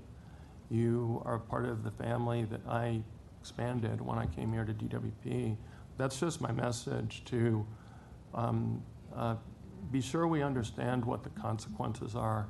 Understand about the people on the margins. I'm not talking about people who have rental properties or this or that or the other. I'm talking about people living on the margins who just barely can afford to make rent or living in subsidized housing. And they can barely, $1 on their monthly bill makes a big difference. So I think that, all of us with our college educations, with our privilege that we have, need to think about the people who have 8th grade educations, who are out there on the streets, who are paying utility bills as well. And remember, if the rates do pop up, because we didn't think about the unintended consequences, then it's not the bigger ratepayers that can afford it that are going to be impacted, but the really small ones. So that's not to say I've made up my mind as to where I think this should go. I feel very strongly about the health impacts and the other impacts, but there's an air quality agency for air issues, and we are a water and power agency first. That being said, I'm very supportive of what the mayor's office wants to do, and regardless where I come down on things, I think that these considerations all need to be taken into account, and I appreciate the staff's work on doing it, and especially the public's. These meetings in the middle of the day are very difficult to attend. I know sometimes, Pastor Dozer, you've been just amazing. You've been an amazing rock when nobody was paying attention. My dad always said, the measure of a man is what the man does, or woman, when nobody's looking. And you came to us when nobody was looking. You came to us when people were looking. You weren't here to grandstand. You've opened your home and brought probably one of the worst served communities in the entire area of Watts to our attention. I think attention that it deserves, along with many of the other underserved communities and the immigrant communities in particular that are impacted. So thank you. Again, just to go back to Andy, thank you for that. And congratulations to Richard, well deserved. Thank you. Ratepayer advocate. We'll have comments on any individual items as they arise. Well put. Thank you. Monthly reports. RPS Standard Projects Update, March 2018. The report is in your packet, and I'll be happy to answer questions. Any questions? Water System, August, September 2017. Report's in your packet. I can answer questions. Any questions? Quarterly status report on water quality regulatory compliance projects, third quarter January 1 to March 31, 2018. So the report is there. I will make note, if there's been one dominating program that most engineers in the water system have worked on the past 30 years, it's been in compliance with the surface water treatment rule and the disinfection byproduct rule. And we are now working on the last 2 remaining projects to bring the whole water system in compliance with that rule that came out of the Safe Drinking Water Act. And you'll note in the report that we've compiled the cost of compliance at nearly $1.9 billion over those 3 decades. But what's even more interesting is we've collected nearly $1 billion into zero and no interest or grant monies that we received through the state revolving fund. So that's of interest. Any questions? Legion Reservoir Community Parks Enhancement Fund, Los Angeles Department of Recreation and Parks quarterly report. The quarterly report is there, and you'll see the report of Rec and Parks planning activities with those funds. Any questions? Hearing none. Barbara, discussion with neighborhood council representatives on any neighborhood council resolution or community impact statement filed with the city clerk which relate to any agenda item listed or being considered on this agenda for the Water and Power Board. Okay, no community impact statements or formal positions were filed by any neighborhood councils on items on today's agenda. Approval of the minutes from the regular board meeting of May 8th, 2018, with Commissioners Funderburg, Noonan, Barad, and Vasquez present. Is there a motion? So moved. Is there a second? Those in favor? Aye. Aye. Those minutes are approved. Okay, let's see which items we'll pull from the consent calendar. I will pull 13 and 14, the two budget items, and 25, the item where Commissioners Vasquez and Barad need to recuse. So are there other items to be pulled from this consent calendar? Item 12, please. Commissioner Barad, item 12. Others? I desire not to pull any other items, but I simply wish to reiterate that I'm very proud of the department for researching and embracing new technology and materials. I think that it's forward-thinking in terms of cost effectiveness for our ratepayers and for this department, and it's been a long time in coming, but I compliment everyone's leadership on staff and on this board for realizing these trends. Well put. Thank you. Okay, that leaves items 10 and 11 and 15 through 24. Is there a motion to approve those? Oh, wait, I'm sorry, Mel, excuse me, I missed, I wanted to take 24 off. Oh, I'm sorry, Thank okay. So that 24 is off. 10 and 11, 15 through 23. Is there a motion to approve those? So moved. Is there a Second. second? Second. Those in favor? Aye. Okay, 10, 11, 15, 16, 17, 18, 19, 20, 21, 22, and 23 are approved. We will hear items 12, 13, 14, 24, and 25. Item 12, Commissioner Barad. Yes. I have some questions. Is there somebody here who's going to? Okay.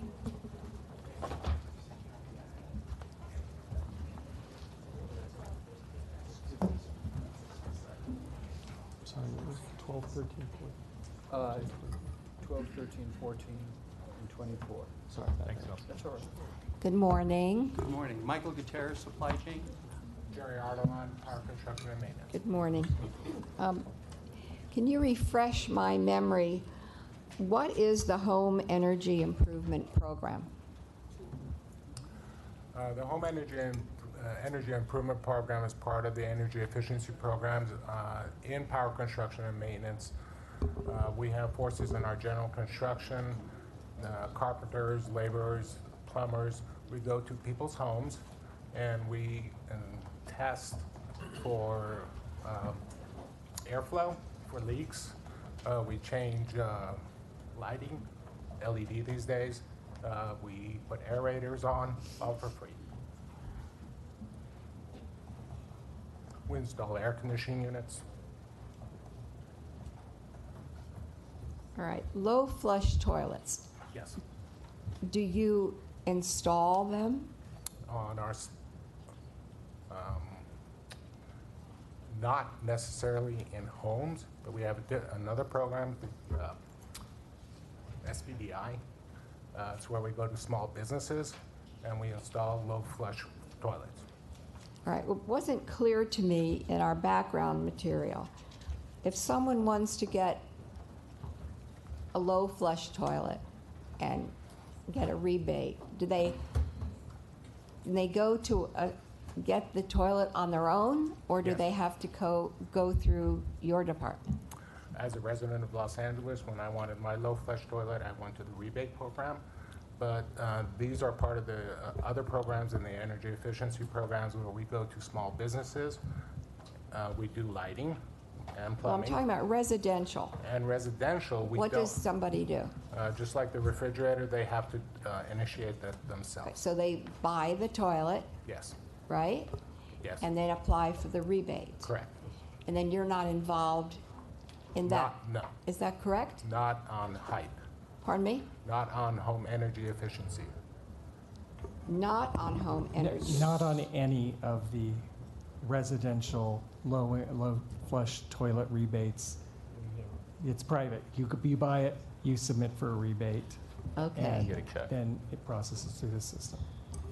All right, so the home energy improvement program is a little bit of a misnomer here, isn't it? It mostly deals with energy efficiency, so it deals with ventilation.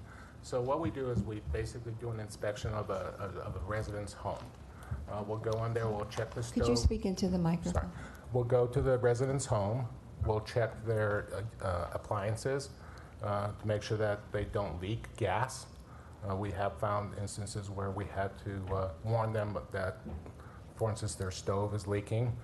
We install smoke detectors, carbon dioxide detectors. We install aerators. We do change out window air conditioning units. Does the resident calls you and requests this? How does this happen? There's an outreach program. So we call residents. There's flyers in our bills, and then we call people. You call people. And we make we Can schedule I ask you, appointments. how do you identify yourself, or how do the person who's calling, how do they identify themselves in this program? I haven't recently called somebody, but they would call and say there's a Department of Water and Power and we have a free program to offer you. We'll do a home energy efficiency analysis for you. It's very great response. All right, because I've been called, and then when I hear DWP, that's interest to me. So I say, and I ask them to explain more about it. And I've gotten some interesting responses that I can't say here because Please, no, do say. we're on TV. So I'm just wondering who's making, I don't know whether these are legitimate calls, who's making the calls, what kind of training they're getting in making these calls, but they said enough that it didn't sound right to me, and then they said, well, if you're going to ask these F questions, then forget about it. I would doubt that would be an LADWP employee. There are other programs that, and sometimes they do try and cross territories with Los Angeles and our programs, but would not be one of our employees. I'd like to jump in. We are contacting another person. I don't know of LADWP making any cold calls to customers to do something. So, and I could be incorrect, but we don't, I have never seen any sort of bid for solicitation of a phone call marketing firm to make cold calls to customers who didn't first make a request. So I think when you said we call them, it's we return a phone call based on an application they make to us. So you will, and the reason I want to jump in here is we will never call you to pay your bill. We will directly and then say pay us right now over the phone. We are in the process of sending reminders, have you remembered to pay your bill. But we will never call you and say pay now. We'll never say sign up now. I think you've been contacted by imposters who are trying to represent themselves as our employees. It sounds that way. Pardon me? We respond if there's an interest. Okay, all right. And then the same thing would be true then someone from your department would not come to our home. After they make an appointment, they come to them. After they make an appointment. Yes. If you put an application in and said, I would like someone to come to my home, then it comes to us, then we'll call you to make an appointment. But we will never knock on the door and say, we're here to sell you something, sign up now. And thank you for bringing it up, because there have been instances where people are dressed in DWP uniforms and representing themselves, as has happened with the gas company and all sorts of vendors, and represent themselves as a member of a department, and it's a scam. Because then I had someone come to the door, knocked on the door, And then when I asked who they were, what they wanted, they said, "We're here to check your air." And I said, "What air?" And then he went, walked away. I mean, that was very strange.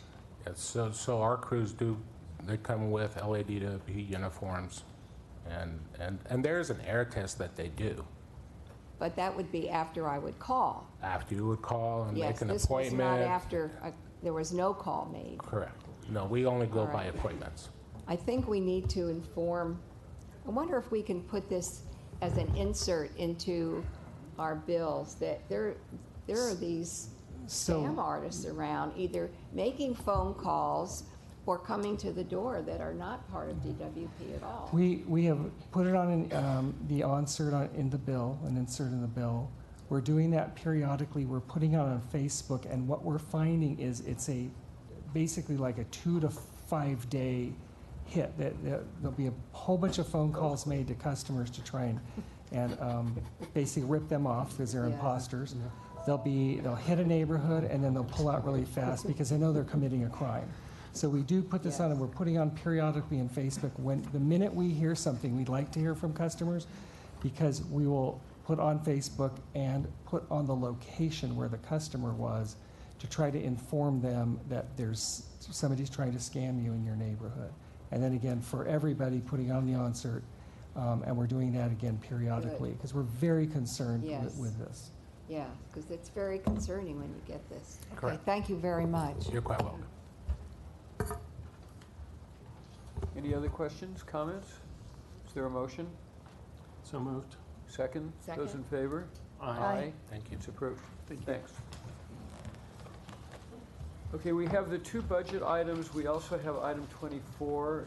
Mr. Funderburk, you want to do the two budget items first, or item 24 first? Do 24 first, because I don't think I have a lot of. Okay, item 24, Commissioner Funderburk. You have to do the same thing I just did.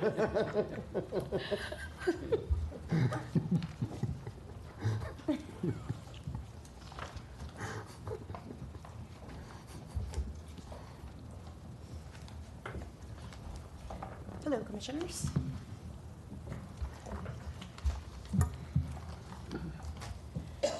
So item 24 is a resolution authorizing an agreement for professional technical services for local water supply development and awarding it to 4 firms, respectively for a term of 3 years and on as-needed basis for a cumulative total not to exceed $15,720,000. Wasn't sure if you had any specific questions about this this item.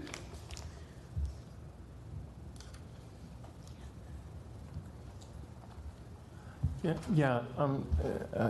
We did have the competitive bidding process, Yeah. and the tasks will be competitively bid among the 4 firms that were selected, which were Corollo, CDM Smith, Geosyntec, and WaterWise. We have task managers that will be administering the tasks and developing the technical content within the tasks, and our contract administrator will oversee the entire agreement, all the budget and the terms of the contract. There's no guaranteed minimum for this consultant for any individual firm. So I didn't get I got a CD-ROM and not a hard copy, and I didn't have access to at a laptop. So I wanted to, the reason that I pulled this is I want to defer it. Are there any deadlines embedded in this request? We do not have specific deadlines that we're trying to work to. We do have a lengthy process we've already gone through, but nothing regulatory that's pushing. The other thing that I'm going to be looking for is as part of the stormwater rebate program that the board unanimously approved on consent earlier this year. One of the things that I asked the staff to do was to look into sources of new water, consistent with Mayor Garcetti's goal to reduce reliance on imported water by 50% by 2035. And I'm amazed every week or two that where there's a news item that'll talk about the fact that the public is still not as informed as they can be, but I think that the public has learned a lot about the importance of local water. And so what I wanted to make sure of, and this comes from testimony that I gave before the LA Regional Water Quality Control Board for DWP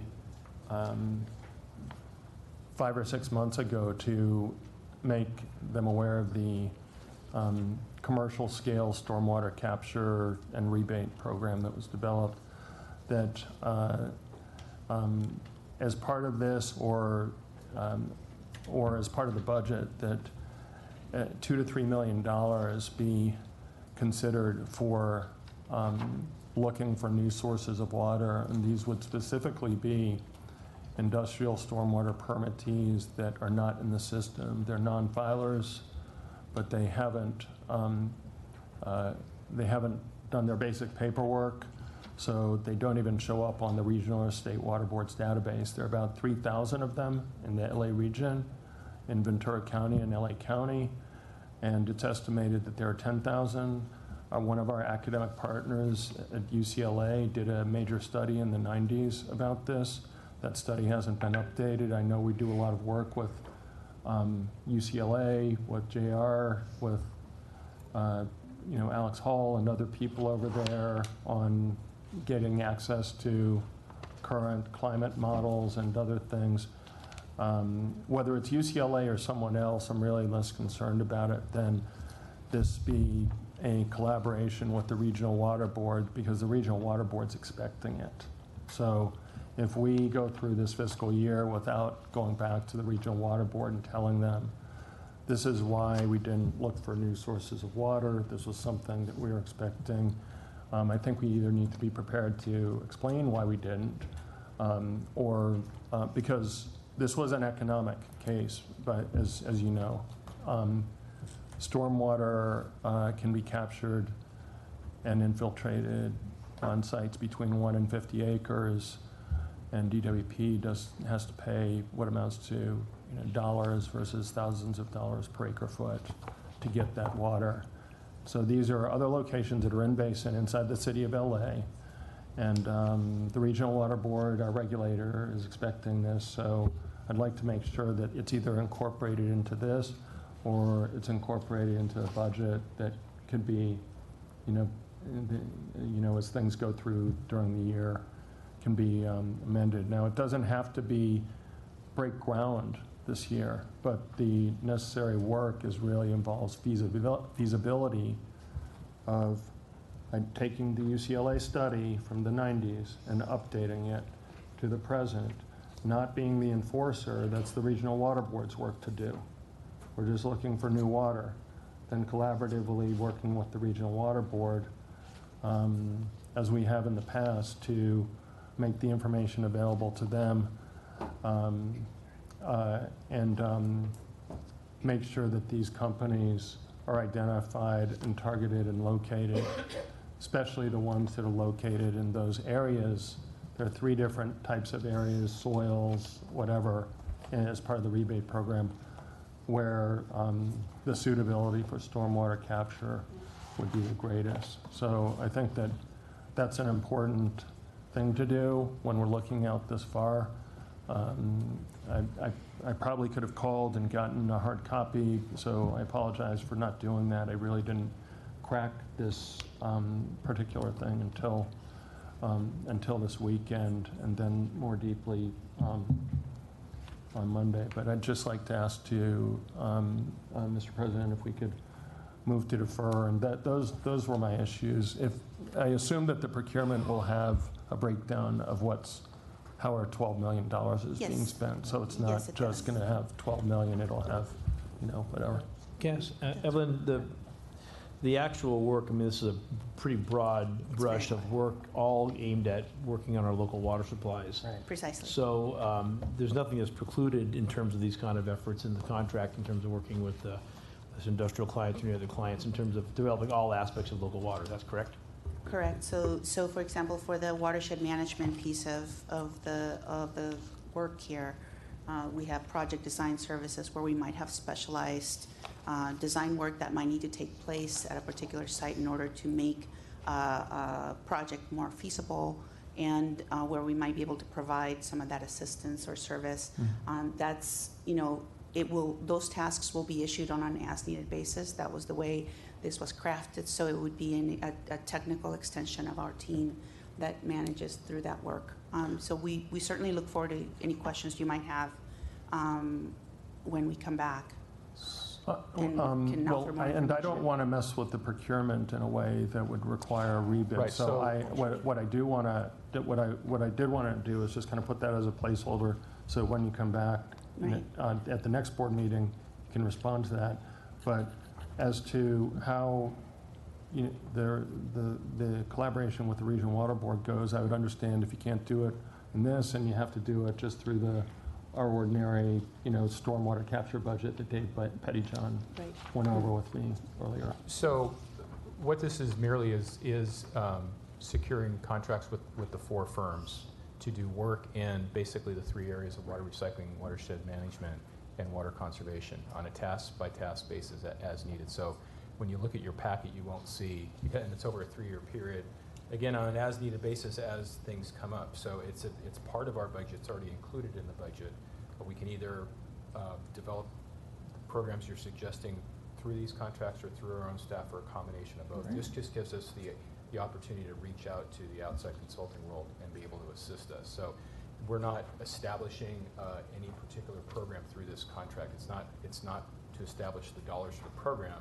It's for us to be able to seek outside help. Yeah, no, I understand the contractors are supporting existing initiatives, and that's the key thing. It's just carrying forward and what the line items are. That's what I wanted to go over. Well, again, you won't see in the contract line items because it's a task management system-based contract. Okay. So I just need to look at the contract to figure out how to frame a report back on what I want, because I do a little work in this area, so and I do understand. So it sounds like, rather than because the contract is written, fairly broadly, it sounds like what we should provide you is a list of what the efforts are, both between what we use the consultants for and our own staff as a program, what we're trying to achieve. At least as of now, it doesn't have to be a commitment. It's just more, I just kind of like to get an idea of what, you're doing a 3-year contract, regulations change, everything changes. So you want to be able to have them on call to do things as things change and evolve, right? So you don't know exactly what you're going to be doing with them, but these are people that you trust, and it was put out to competitive bid to do that. So there's that, and I'll talk to Ann when we deal with the budget. I'll bring up the issue more specifically on the $2 to $3 million for the Regional Water Board effort. That's okay. So we will get with you to understand some more of your questions in more depth, and we will bring that back at the next board meeting. Great. And, thank you. Yeah, we will have to do one more circle back with our consultants to make sure their best and final offers, which were at a particular window of time, are still good. We'll have to. They can always lower their price if they want. We'll see what they say about that. Thank you. Right, Gwen? So do you move to defer? I move to defer. Is there a second? Second. Those in favor? Aye. It's deferred. Thanks. Okay, folks, we will go to the 2 budget items. I think when you run into 24, so I can use the bathroom and you guys can vote. Go. But then Jill, I think, also asked to recuse herself, so we don't have You want a quorum. 5-minute recess? Let's have a 5-minute recess. 2 minutes.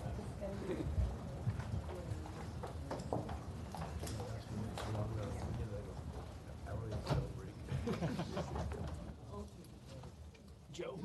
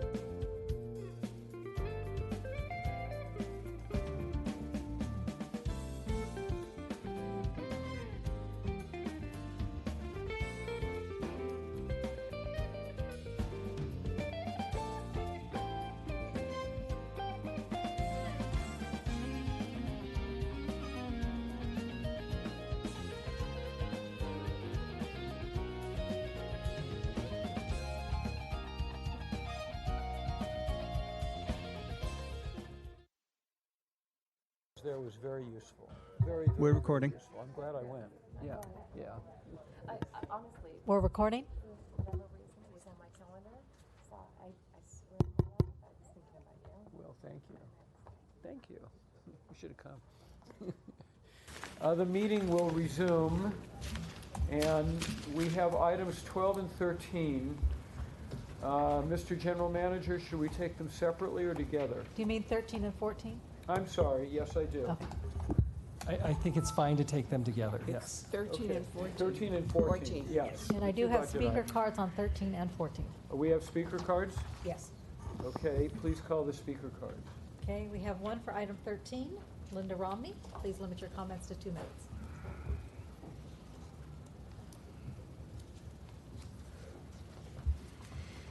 I'd like to address the fact that for the last 50 years, the Department of Water and Power has not increased the discounts to the indigent and the disabled, specifically on a lifeline, and that is what is offered for the indigent and disabled.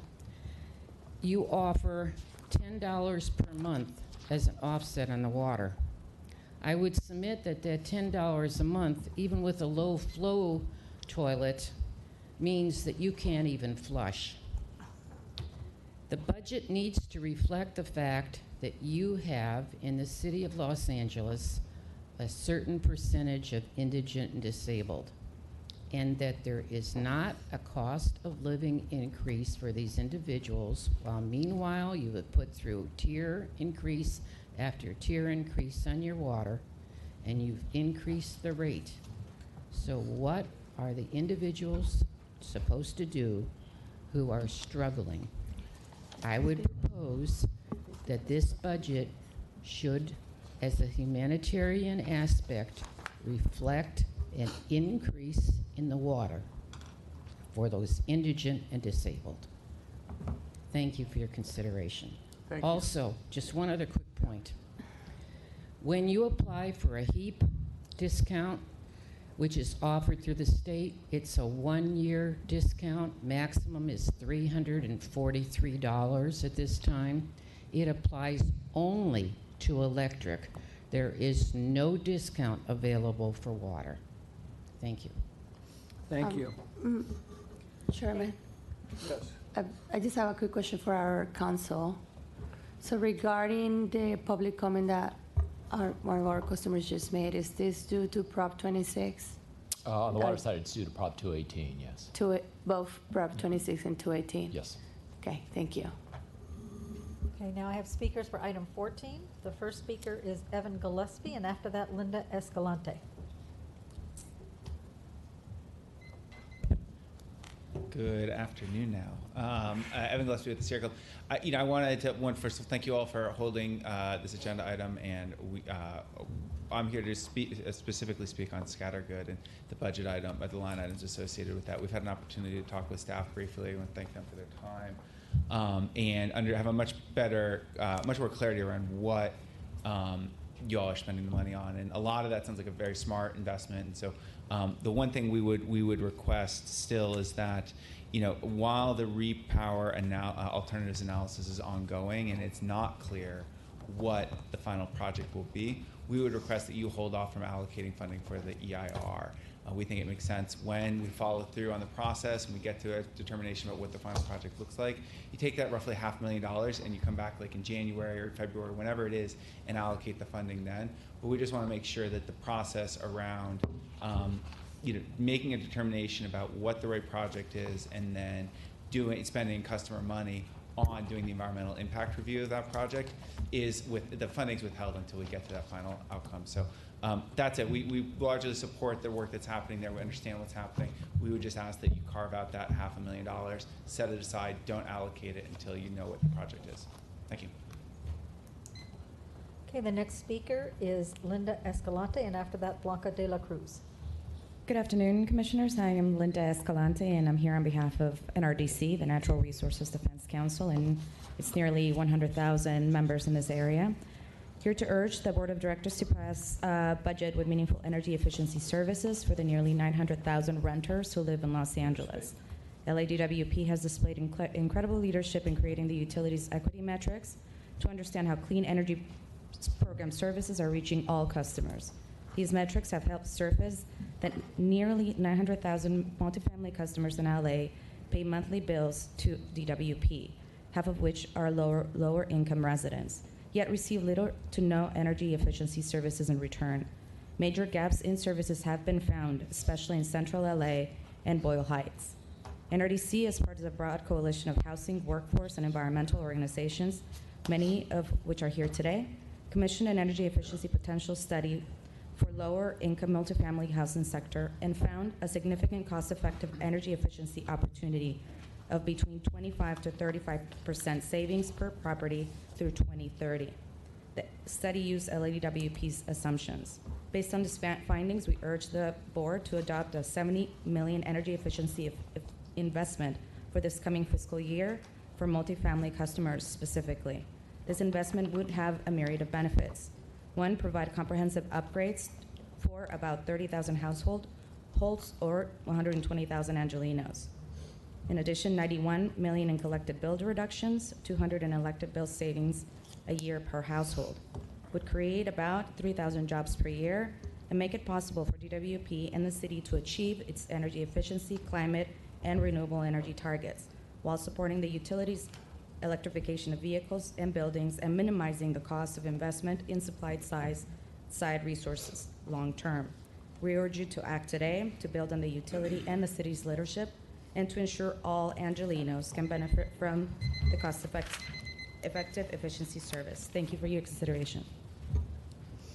Okay, our next speaker is Blanca de la Cruz, and after that, Jasmine Vargas. Good afternoon, Commissioners. I'm Blanca de la Cruz with California Housing Partnership. I'm here to speak on behalf of the interest of low-income renters and nonprofit providers of low-income apartments who are also DWP customers. DWP's existing energy efficiency programs continue to underserve the multifamily sector of nearly 900,000 customers. The Home Energy Improvement Program serves only about 2,500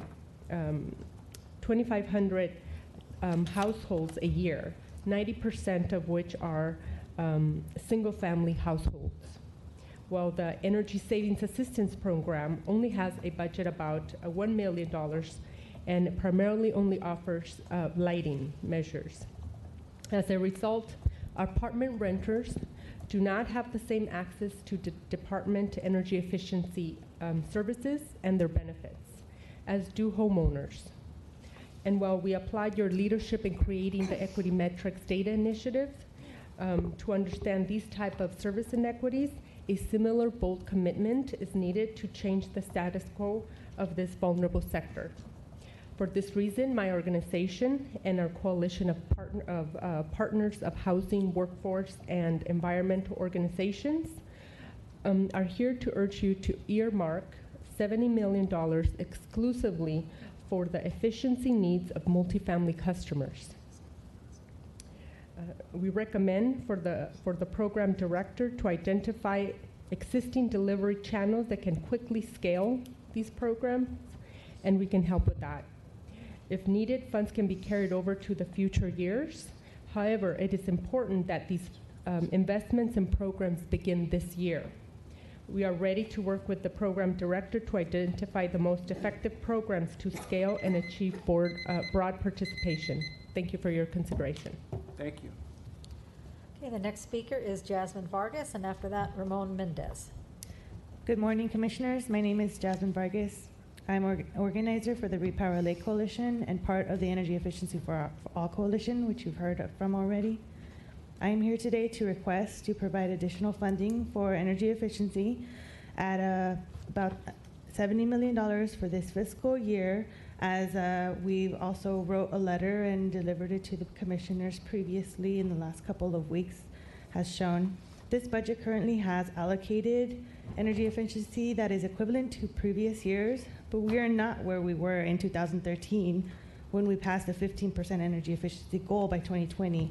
Now we are talking about energy efficiency as part of a transformation of DWP. And not to mention, SB 350 asked to double that goal, incidentally. Now, we're in a housing crisis, and LADWP needs to equitably target future energy efficiency investments towards reducing energy burdens. There are, like you've heard, over 900,000 multifamily ratepayer households, and Equity Metrics has shown that most aren't being served with energy efficiency programs. Additional funds will ensure that DWP can expand existing programs like HYPE and ESAP to multifamily renters. These increased funds should also go to marketing, outreach, and technical assistance to meet ratepayer demands, especially renters and low-income customers that are eligible to DWP assistance programs. A great way to effectively outreach is ongoing funding for the CBO grants DWP provides. Another item we hope to increase for energy efficiency and other programs like the shared solar program that is being developed. To really meet the needs of the power system, this budget should reflect the needs of the ratepayers in the future. The needs to earmark $70 million for multifamily energy programs are clear to meet the equity metrics. The future power demands of the LADWP and costs must meet ratepayer demands for reliable grid that reduces consumption and integrates new technologies like local solar, demand response, EV chargers. In short, I urge the commissioners to take this into consideration when finalizing the budget. Thank you so much. Thank you. Okay, the next speaker is Ramon Mendez, and after that, Alexandra Nagy. Good afternoon, Commissioners. My name is Ramon Mendez. I'm here on behalf of Enterprise Community Partners. We are a nonprofit, and our mission is to create opportunity for low and moderate income people through affordable housing in diverse and thriving communities so families can succeed. Los Angeles is facing a housing affordability crisis. Renters in Los Angeles face enormous housing insecurity, paying upwards of 40%, likely more, of their income on rent, and face rents that are 2/3 higher than the national average. And for the low-income family making ends meet, energy bills can be among the first to go unpaid. Households living near or below the poverty line are more likely to spend over 10% of their household income on energy expenditures, and high energy cost burdens are associated with poor physical and mental well-being. Living in energy inefficient and unhealthy buildings further exacerbates high energy cost, both for the residents and for the LAWDP as well, due to the cost of utility disconnections and unpaid bills. With 60,000 units of affordable housing, mostly located in the city of Los Angeles, and with the majority of renters living in small multifamily units, projects that are 2 to 49 units, we urge you today to ensure that sufficient energy efficiency services are specifically provided for the lower income rental households and affordable housing owners by earmarking $70 million for multifamily energy efficiency in LADWP's 2018-19 budget. Thank you very much. The next speaker is Alexandra Nagy, and after that, Linda Romney. Good afternoon, Alexandra Nagy with Food and Water Watch and the Repower Coalition. I'm also here to address the increased funding that we'd like to see for the energy efficiency program. Currently, there's $179 million earmarked for energy savings in the energy and the water side, and we'd like to see that move up to $250 million starting this year and then every year following. This would be an increase, as you've heard, of $71 million, specifically earmarked for low-income and multifamily renters. We have energy efficiency programs already that are very successful but have not been expanded to meet everybody's needs, and those are the HYPE and ESAP program. We have Equity Metrics Data Initiative as a tool, but we have to use it. And also we'd like to request for the shared solar program to increase from $100,000 to $400,000 for ratepayer outreach and enrollment efforts. I was here last month when the presentation was given on that, and that's very important as well. Thank you. The next speaker is Linda Romney.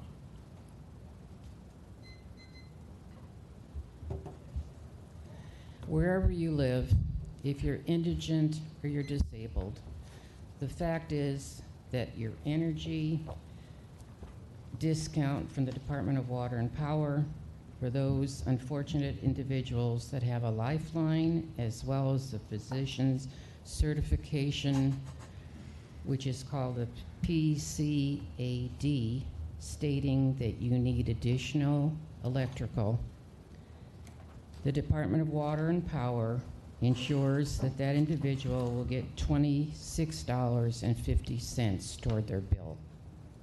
That's the same amount that it's been since the DWP has been established. The fact is the bill keeps increasing, and there is not an increase in the discount.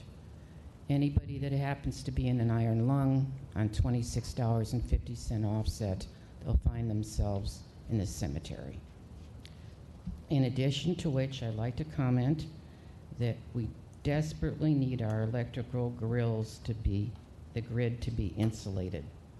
It must be insulated and reinforced in case we do receive another solar flare or an EMT. This is an expenditure of only a couple $billion, without which, if this should happen, it will be a Mad Max scenario. There will be no electrical available for any of the population, and it will be a crisis of which this planet, this state has never seen. We need our electrical grill to be, the grid to be reinforced, to be fortified. Thank you for your time. That was our last card for 13 and 14 and closes the public comment section. Thank you. Okay, who will be presenting 13 and 14? Ann Santilli, Financial Services. Item 13 and 14, last board meeting, we had a robust discussion on many areas of the budget, including cybersecurity, IT, supply chain. We've reviewed those budgets. There are areas where program managers do think that they need dollar increases, but they have not committed yet to how much that's going to be. The budget is a plan for the department. We operate as a business. So as business needs come up, we have the ability to amend our budget. We usually do that every May as we approve the next year's budget. And so what we're requesting to the board is to approve the budget as it was presented last board meeting. And we will continue to work with the program managers to ensure our key programs are met. On the energy efficiency, we do have $177 million in the budget for energy efficiency, and we have $32 million for water conservation, $23 million for electric vehicles, and we have $782 million in renewables, which include our fuel purchase power, capital, and O&M expenditures. Questions, comments? If you don't mind, President Levine. Not at all. I would really, really like to just give my kudos, my respect towards you, Ann, because we spoke a lot over the weekend, and to General Manager Wright. I feel that the questions that board members presented earlier on, they were seriously considered, and you were very, very well prepared to address those with us in person. So I feel comfortable moving forward with this budget agendized item. That being said, I think that the public, you know, as much as possible would like transparency. As a commissioner serving simply for civic service, I can attest to all of you that this board, we don't get paid. We take this as a full-time job, if not a part-time job. And we are meticulous in looking at everything, asking questions, and a lot of those questions, it just would be laborious or sensitive to discuss in public. But I promise you, serving in your interests, that I feel this budget is very, very well prepared and well considered. And so with that said, I'm sure there's going to be other comments, but I move to approve this budget. Is there a second? Oh, wait, I have a comment to make. Okay, well, it can be moved and seconded, and then we can still have a discussion. Okay, excellent. So is there a second? I second it. Okay. Commissioner Foskey. I also want to thank Ann for taking the time. We also have extensive briefings and conversations, and I appreciate you helping me understand better the budget. I think the question that I have right now is that a lot of us made some recommendations specifically to this budget that is not reflected here yet. And some of the members of the community also made some recommendations. And I'm wondering if this will be something that we can circle back in May so that we can incorporate those, or is this something that we need to wait for a year? I'm trying to just educate the community here present that came to speak on very important items that we have already budgeted for, and of course we have already moved into. So if you can just comment on how these the comments, not just from the community but from commissioners, the recommendations are also incorporated in the near future. We just take a couple months break on the budget, so we'll take the summer off, but then staff will be working on the next budget starting in the fall. So constituents can work with program managers to review the progress that's been made on key programs, and then make recommendations as to how they think funds could be better utilized to meet the community needs. Thank you. Marty, I see you eager to answer. Andy, I don't know if you have the slide loaded that kind of summarizes where we are with changes in some of our green infrastructure investments in power. Do we have that? We didn't load that as a part of the presentation, but it's something I walked Commissioner Vasquez through on Friday to talk about, how much green initiatives. It's actually over $1 billion a year when you talk about fuel, purchase power, capital O&M, energy efficiency, water conservation, electric vehicles. It's $1.014 billion that we'll be having our budgets right now for fiscal year 18-19. Yeah. My question was more the recommendations made in the last board meeting and the recommendations that some community members and some organizations have made on the last meeting and this meeting, how they can be incorporated in the near future. So I think Anne responded with, we just need to work with staff, and I think this is going to return in May, but starting the fall, folks and us commissioners can start working with staff to see those recommendations reflected on the new upcoming budget. I'd just like to interject for a moment, and I wasn't at the last meeting, unfortunately, but in terms of the recommendations that we heard today, I didn't hear any recommendations other than complaints about process. I don't think that the people who testified were opposing the reduction from 1,200 megawatts to 840 megawatts. I can't imagine that they wanted that to be altered when you are able to lop off 360 megawatts from something that looked like it was going to be 1,200 megawatts. There were questions about process. We will deal with those in the next meeting. I believe those discussions unintentionally misrepresented the process. I believe there was a degree of transparency, candor, and communication that occurred that was not recognized. I was very unhappy about what I heard today. I decided not to engage in it at that point in time. It was an unusual presentation from people who are ordinarily completely constructive and helpful and positive. This one was not. And to the extent that there is a suggestion that any of those were recommendations, I didn't hear any recommendations with regard to policy. I heard complaints about process. Maybe I missed something. I was referring to the comments on this item, particularly not earlier. Which item? Item 13 and 14. I think some folks here made some recommendations about increasing the budget to energy efficiency and some others. Okay, I thought you were referring to the IPP. No, I let the IPP conversation go at the moment. Okay, that's fine. Then I got an opportunity to express my frustration. Well, I'm glad. Let it all out, Chairman. And also, I just want to clarify for you that in the last meeting, some of us had a lot of really good questions about the budget. So we have also sorted those out as and share. Okay. One thing I'd like to offer, so on your budget, you see some pretty high-level numbers, and a lot of those things are number of programs that are rolled up, such as conservation numbers and energy efficiency numbers. So within that value are a number of individual programs that make that up. And so we look at our capacity to administer the programs and the kind of participation that we normally get.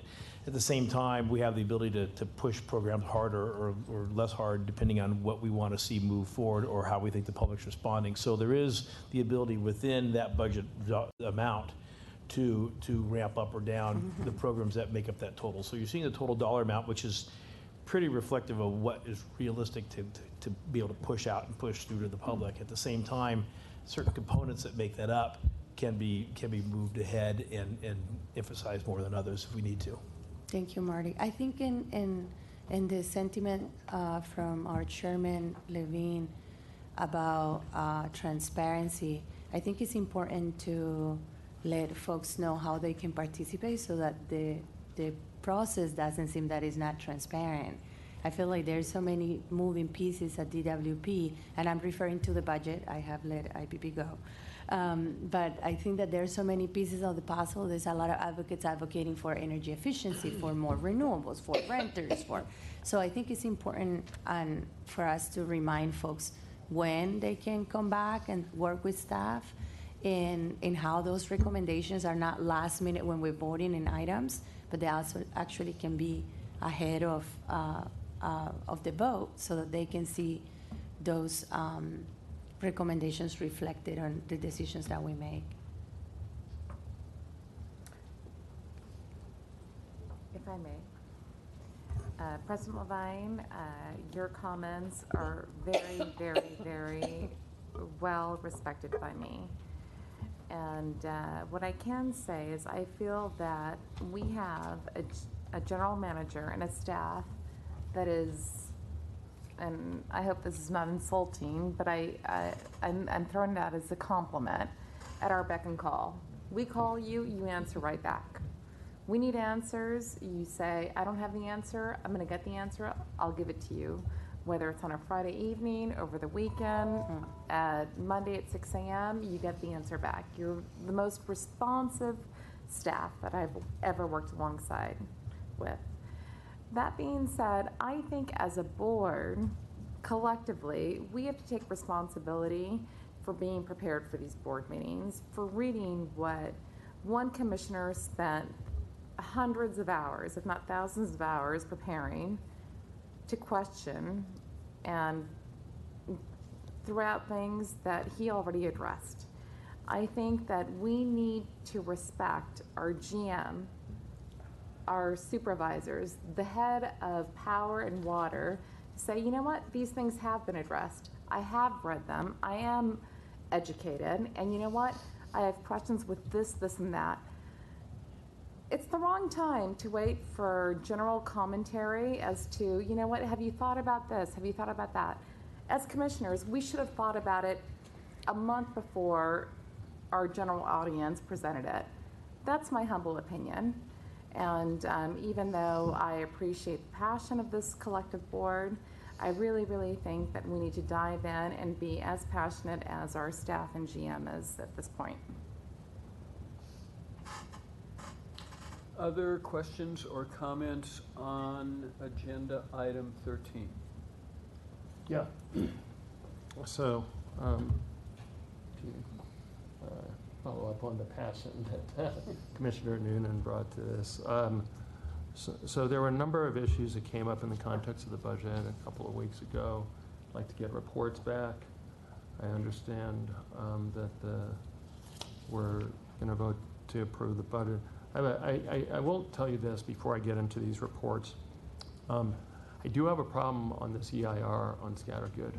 I have a major problem with it. I've struggled with it for a long time. I've looked at the economics. I represent businesses that are going to be impacted by any rates, that need reliability, that pour melted metal, who have hundreds of people could die if their electricity goes off. So I take it just as seriously, the reliability issue. But I'm not persuaded that we can't wait a little longer. A year ago, Dr. Pickle said, with the mayor's office, we could wait on this till 2019, and it's not 2019 yet. And And I don't think that, so I'm going to,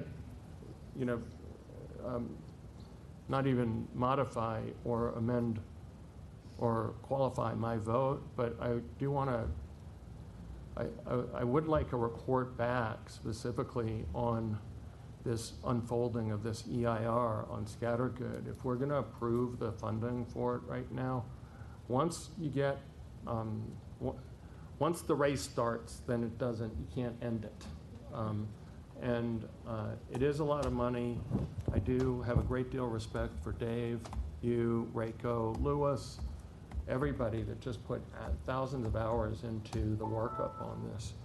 But I believe that things are kind of changing on a pretty quarterly basis, and I think that future commissioners and future commissions need to be regularly informed on this issue of Scattergood. As I recall, there really only comes down to 480 megawatts that's been already repowered, and then there are 300 megawatts. Is that correct? That need to be. Andy, is that? Do I have my 175 plus 175 plus 480?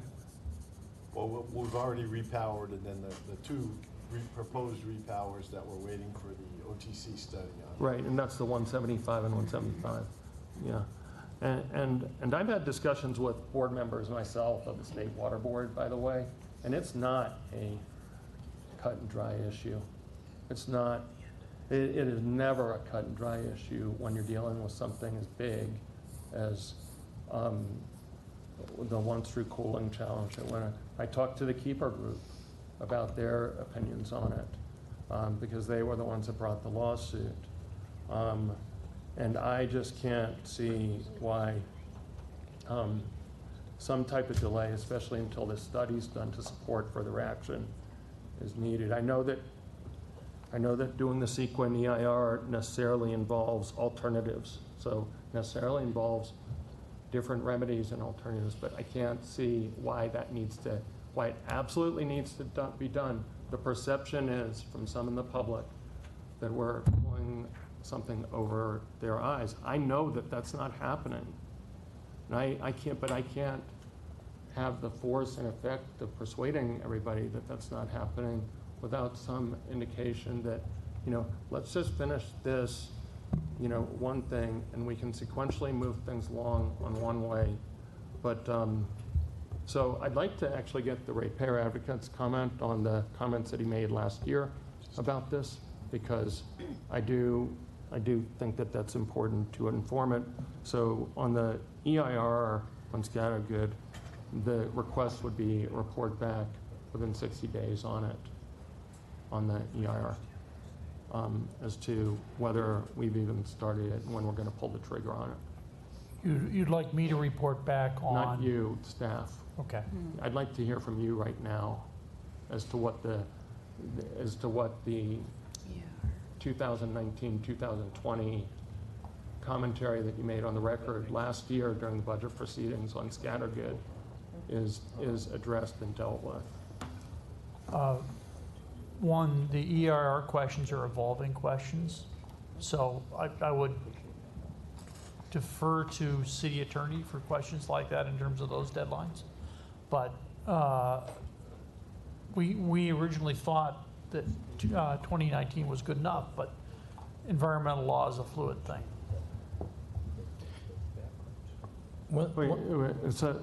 Could you say that again, Fred? Oh, when we commented last year, our understanding was 2019. I think we get the latest update from Rayco. And what was that based on? Our examination of the schedule and our understanding of the timing of the process. What changed between then and now?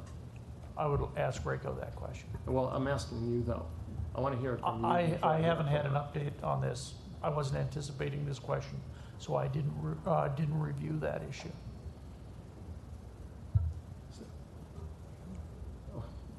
Wait, so this is $1 billion. once-through cooling, 10 years of litigation. We're doing a review of the once-through cooling study. We've hired outside experts to review that process. We're in deep on that. But at the same time, we have not done a deep dive on the environmental component of the timing of the EIR because we didn't think that was an issue before this board. But isn't the environmental what's driving this to begin with? You have the water and the air people fighting against one another. You have the water people saying we're killing fish, and you have the air people saying we're killing people in the underserved areas, the neighborhoods, and we're screwing up the climate with greenhouse gases. Isn't that what, so isn't environmental driving this? Environmental is, but environmental decisions are made with an EIR, not by anticipating what an EIR might say. No, but before you begin the EIR, you have to have a strategy in mind before you start drafting it. So I just want to know, I mean, this is a big budget item. I would defer to Rayco on the latest on EIR timing. Well, can I just go back to last year then? What was the 2019 estimate based on last year? It was based on typical. She wasn't here. Based on typical timing for building a combined cycle. It was not based on any specific understanding of that site, and our understanding of the OTC requirements on shutting down that site. And meeting the 2024 deadline? Yes. I just want to be clear that we're in the middle of the OTC study now, and until we get, and I recognize that we've not brought a presentation to you, and we will, but until we get through that analysis, which will be later this summer, we can't start a process on EIR because we don't know what that project will look like. So until we go through all that analysis. So if I can say, we're not going to start an EIR before this board hears about this item and moves forward. So staff is not, so even if this money's in the budget, which you often budget for what ifs and contingencies, that money's not going to be expended until the board has heard a presentation and made a decision to move forward with an EIR, not move forward with a project, but yes, we should be moving forward with the environmental work. So staff will not be acting on their own to do anything without the board's, without board hearing the issue and concurring with that decision needs to be made. I so appreciate that clarification. At the same token, I would take this opportunity to commend once again Vice President Funderburk. I feel as an environmental lawyer, he always is looking far out to protect our ratepayers' interests. And I mean, he has been so forward-thinking in equity metrics in terms of environmental law. And I really, really applaud all of his dedication to looking out for our customers and this board. If I could just frame it a little bit. So originally, the schedule, I think Dr. Pickle's schedule that he looked at was going through the CEQA process to go through construction of a project to do the repower at Scattergood as we saw at the time. Now we have the study going on. Something will have to be done. There is no project alternative, whether it's Scattergood, transmission lines, batteries. There is no such thing as no project. So we know that we have deadlines. We have a number of other facilities that are all kind of in pecking order. We have to deal with Harper and Haynes generations as well. And whether they get repowered or something else happens, it's going to be a long process of a number of projects to get where we have to be and also meet the regulatory deadlines. And so we have to be on some kind of schedule with this. Now, you may recall that we built the two Headworks reservoirs, $200 million plus that Rich is building right now. The CEQA for that is called the Silver Lake Reservoir Replacement Water Quality Improvement Project. The project's not at Silver Lake, but that is the project that's mandated by the state and the regulations. So even though it's called the Scattergood EIR, we don't know what the project will be, and it may or may not be at Scattergood, but it has to do with Scattergood and the replacement or the provision of power out of that area. So I think it's important that we fund the effort, not knowing what the effort's going to be at this time, but we have to move it forward because something has to happen. Whether it's at Scattergood or elsewhere, something has to take place in order to have power and power reliability, and we need to be ready to do that in our budget. And I think that I understand that, that something's got to happen. I want to give the management flexibility without feeling like we're putting you in a straitjacket, but I also would like to make sure the public understands and has an understanding of the process and isn't left with the impression that there's a pre-cooked, already baked decision that we've made that we're just trying to create to get there. Well, first of all, I want to second Commissioner Noonan's comments about Vice President Funderburk. I also want to underscore General Manager's assurance that putting it in the budget doesn't authorize spending it, that authorization will not occur until the board authorizes it. And I would hope that that assurance would be sufficient to clarify the issues that Commissioner Funderburk is importantly raising. How about we report back by this fall after the once-through cooling study's done? No EIR will have been commenced. We can do that. Will have begun. And when is the 100% renewable study due? In the beginning of 2019 or what? 2020. 2020. Before its completion, but I think we're scheduled to provide an update on the once-through cooling study to the advisory group next month. And why don't you just bring back to the board in 90 days the once-through cooling study and make sure, pursuant to the last meeting, I talked to Nancy Sutley about making sure that the staff, because Nancy's got a phenomenal global reputation among policymakers, making sure that the staff communicates with the State Water Board now about what we're doing and lets them know and keeps them in the loop on this process, so that if some magical technology comes up or some major advance on battery comes up, then we can be prepared. We will have laid a paper trail to the State Water Board when we ask them for an extension of any deadline, if that's what we would be doing. When you add everything up and add everything together. So if you can just include both of those in the report in 90 days, that would be great. And then I know that some of the communications with the State Water Board are discreet and not not in writing, but to the extent that the public can be informed of it, I'm sure that they'd be interested in it. But I trust that Ms. Sutley will do what's necessary so long as she's supported by the board. Okay. Will do. I had one point for clarification.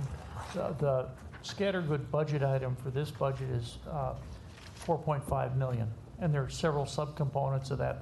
The EIR is a small component of that, and can tell you the details. Yeah, I understood that. I understood that but it was more a matter of opening the box, Pandora's box, that I'm concerned about unplugging things. So I think that'll respond, thank you, to what's going on.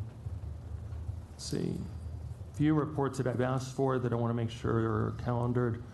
EV registrations in the city of Los Angeles, those should come back in 30 days. I understand we have a EPRI type membership that allows us to know where the electric vehicles are, not just where the chargers are, but where the electrical vehicles are. That's important for policymaking, is the in front of the load demand increases as part of our business plan. The UPCT at the last board meeting, and that would be addressed in funding. My understanding is generally through energy efficiency and otherwise. Status on an agreement with IBEW 18, whom I want to make sure they're recognized for the positive benefits that the UPCT has brought to LADWP, and that any shortcomings that may be in existence in that program be put on a different course and modified in a way that are consistent with the UPCT. program, and ultimately I'd like to see more funding for it, but I think we need to make sure that it's going in the right direction with the proper exits and off-ramps built in for trainees so that nobody dies on the waiting list. The COLA comment I thought was great. Dr. Pickle, what's your opinion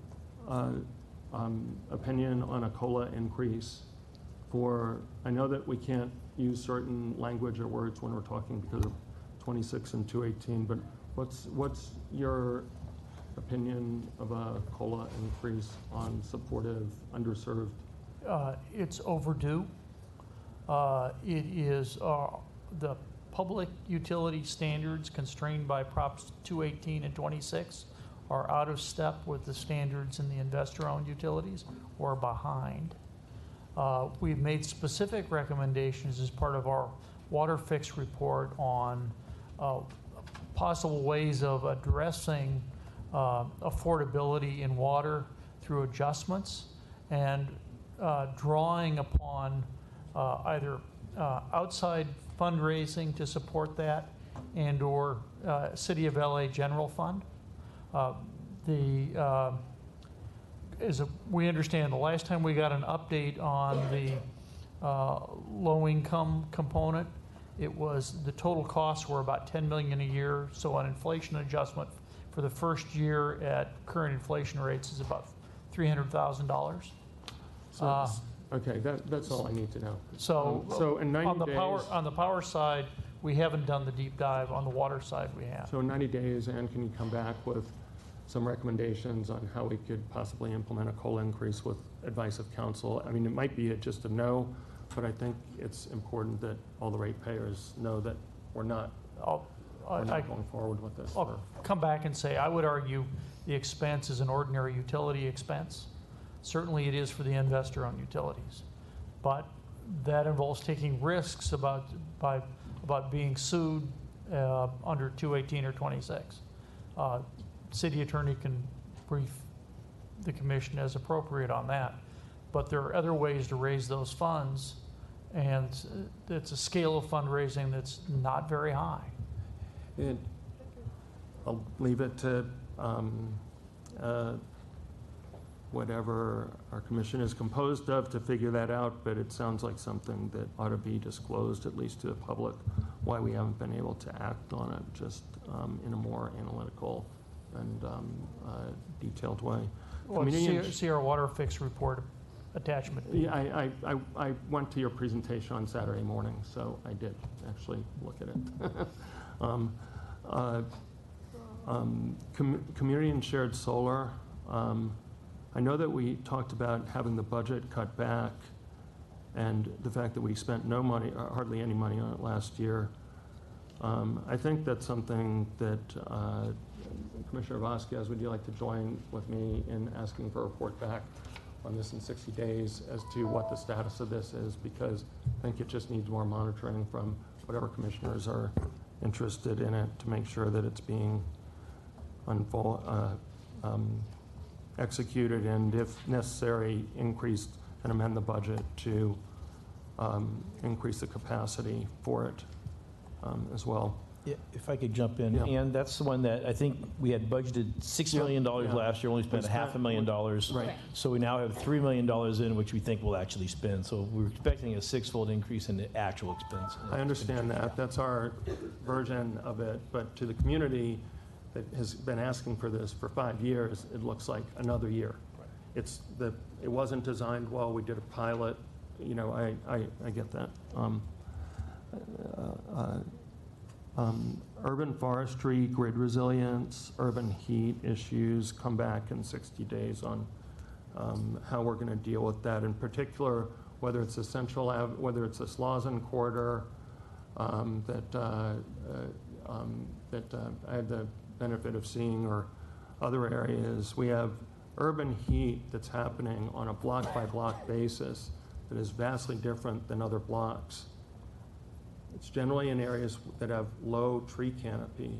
Low tree canopy is associated with a number of things, not just crime, health, but also greater use of and demand for energy and air condition and that stresses the grid in those places where the air conditioning is demanded. So I think that while it's not specifically addressed in the budget, and you gave me an idea of where that is, if you could just talk to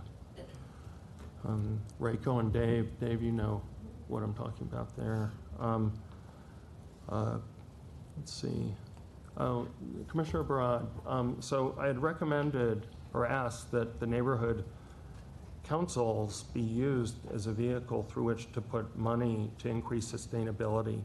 And Commissioner Barad's comments made me think, this bucket brigade is going to be great in neighborhood councils where they have capacity to, with sustainability committees like mine, like yours, and we have a little extra time on our hands. Some neighborhood councils don't have it, so whatever effort can be made to make sure that all neighborhood councils, and this means putting our people and our money into the effort, all neighborhood councils get access to the same things that my neighborhood council, Commissioner Barad's neighborhood council, may be able to have access to because we have in-house expertise to do it. It'd be nice to have a bucket brigade in every neighborhood council and whatever other ideas that we have.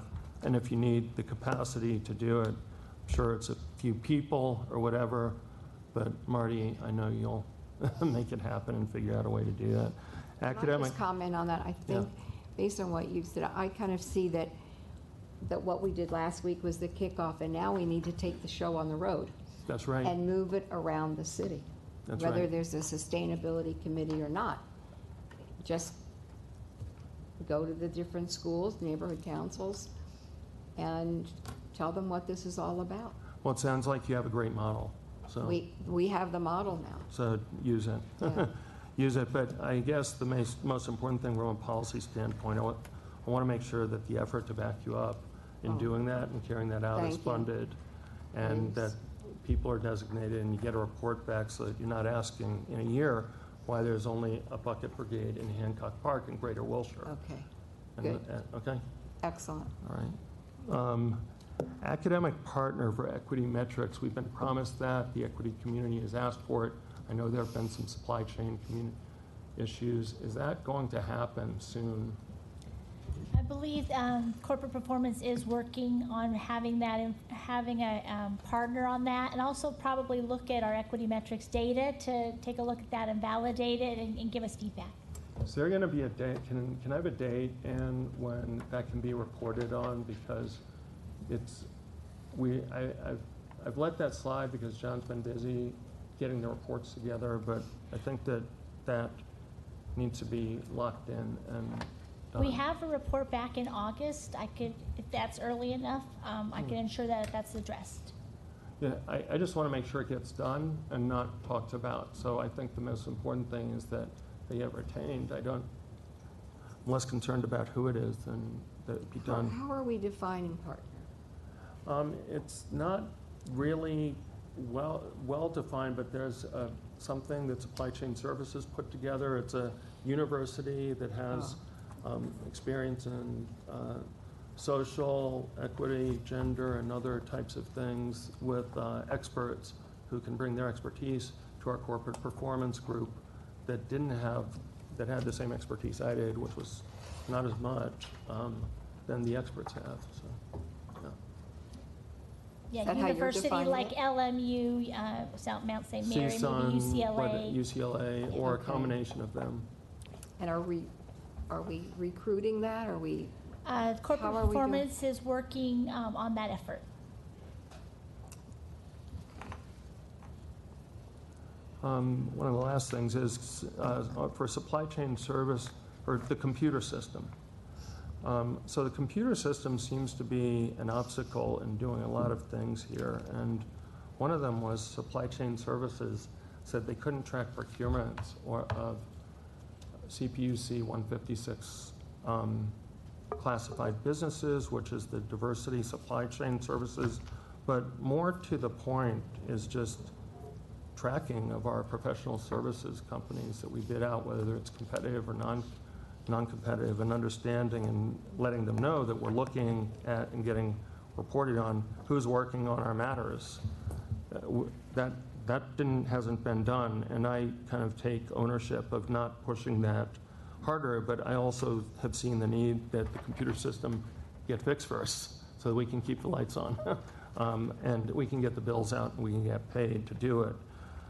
That being said, I think that something needs, I talked to you, Ann, you said 2 to 3 more years? For the at least enterprise for, resource planning system. It was yes. 2 to 3 years ago. So it's keeps on moving. Dr. Pickle, you did some comparisons with other systems and thought that maybe this is something that could be updated sooner rather than later? Updating the systems is a core need for DWP, and we've supported that by our suggestions on executive compensation and hiring. The key item is the billing system and the status of the billing system, and that's under review by the court at this point. Without kind of making that, is it possible to do things in parallel instead of sequentially? In your opinion? I would hope. I would hope. Is it possible to do things in parallel?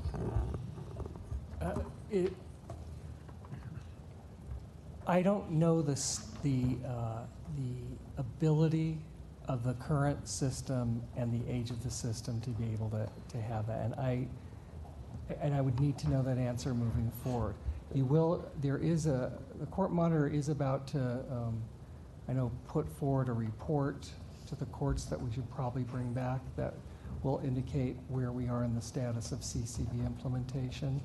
And why I say that is ERM is a 30-year-old program in total, but I don't know what the supply chain component is, and if it's a new one, it probably can be altered more easily. If it's a 30-year-old one, more investigation has to be done before we can say that modification can be made to a 30-year-old program. Because what it looks to me like is we don't have a mandate to do equity, except for what the board set out and what our character and integrity tell us we should do. And our character and integrity tell all of us, each and every one of us, and everyone that I've met at DWP wants to do equity, and everybody wants to make things equitable. And I think that everybody does a great job, I think, telling the story of what we do in a way until, Mike came along, Dave, you came along, the team of telling our equity story, just like the maps that you showed me, has been something that we haven't always thought of because we've been playing defense for so long. But I think that if we have to wait for another 5 years to track in this day and age where our dollars are going, it's going to be a problem. It'll be a problem that we end up getting more, our board gets more heat for than I think we've gotten, and I just leave it up to the good, intentions of everyone to try to make something happen. And if you need to have a Band-Aid or a patch that comes into supply chain services without disrupting them, they do such a great job, and overlays and finds out where our money's going after we bid it out, but not to be able to track it is a problem, except for these occasional audit letters that we get from the controller's office or our own internal auditing. It's a problem for a lot of reasons. I think from a business side, it's a problem because we want to know where our money's going. We want to know what the people look like and what the workforce looks like of the vendors that we're using. To me, it's only, maybe I'm the only one who thinks that way, but I think it's only good business sense. It's one of the things that I think can be helpful. So on the supply chain end of things, and I also do this out of respect for Commissioner Noonan and her motion, which I wouldn't say has largely been ignored because it hasn't been. We've chosen as a board to not prioritize it because we put the billing system first. So that's on us as a board, not on you or the management or the staff. That's on us as a board to kind of figure out what the priorities are. But I would say, just out of respect for the time that she put in herself on that and the procurement motion and drilling down to, I think that if we can't have the computer system solved in the next 6 months, we should hire somebody to track it. With God knows how many tens or hundreds of millions of dollars we're spending on enterprise software and everything else. We should hire somebody to track it. Richard Tom, where's he? He's got experience under General Order 156 with Southern California Edison. They do this all the time. So I know that it costs money. I just don't know how much it costs. But to look everybody in the eyes in 2 or 3 years and say, it's going to be another 2 or 3 years for us to fix the computer system again, that's not going to cut it. It's just one, I mean, and I think that, and I don't have to go to bed at night and wake up in the morning and think about all the other issues, which brings me to one of my last issues, which Commissioner Noonan began on last time, which was cyber. And I assume that we've built in a lot of extra headroom for Commissioner Noonan's request about increasing our cyber budget as well. So I would say in 6 months from now, which would be November, come back on why, whether the software is available to implement for procurement tracking within the following 6 months, and if it's not, to seek out flexible alternatives that could meet similar criteria that the investor-owned utilities follow for supply chain services and supplier diversity under General Order 156. At the last board meeting, the directive evidently had come down and approved by everybody here, and I caught it, was, we're not even reporting on our procurement competitive bids. Why? I understand why. Because Gwen has to do it by hand. So we're assuming that things might be fair, but where's our money going? Where are the LGBTQ-owned businesses? How many LGBTQ attorneys are being used on the law firms that we have? How many LGBTQ people are being used in the contracts for the gas purchasing that we do? Dr. Pickle, you have experience with General Order 156, right? I think before it was called Order 156. My experience was at SoCal Gas about 29 years ago. So how long have the utilities like SoCal Gas and other investor-owned utilities been doing things like supplier diversity for a vast array of their services and contracting out? At least 30 years. So I don't know if I need to make more of a case than to it's overdue. I think that there are very good reasons that it's overdue. I think that the staff has worked their butt off because they haven't been directed by us as a commission to do it. So you're doing what you need to do, and I hope the commission kind of stays on top of this one, because I don't think that blaming it on the computer system is going to cut it much longer, because something's going to happen. Something's going to happen that's not going to be the right excuse, and certainly won't be the right excuse for on the cyber end of things. We've seen that's going to be a major priority for us. So those, make sure I got everything.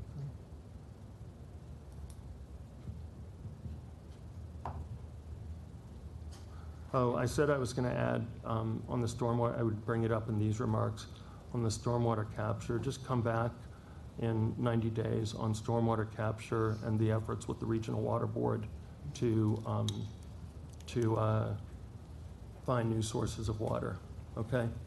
That's consistent with your earlier comments. I think you were out.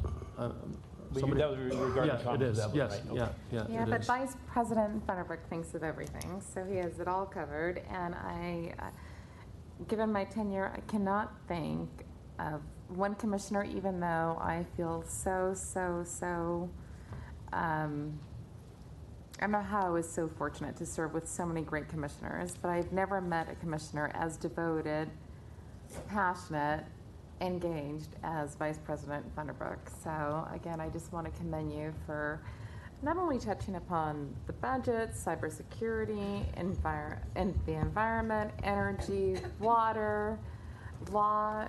You really encompass everything that an ideal, exemplary commissioner should be, and you have always held that post. So I thank you. Following in everybody's footsteps on the commission. Yes, but okay? bravo to you. So thank you. You led the way. Other comments or questions on this agenda item? Are we ready for a vote? Those in favor? Aye. Aye. Any opposed? Okay, item 14. Is there a motion? Are we doing these together? So moved. That was on 13. So Oh, now we'll do 14. sorry. Second. Is there Second. discussion? Those in favor? Aye. Approved. Thank you, Ann. Thank you, Bill. Thank you, Bill. Okay, we have one more agenda item, item 25. Commissioners Barad and Vasquez need to be recused. Jill, go recuse yourself, please. Oh, okay. Just for a moment. We'll meet you in the other room.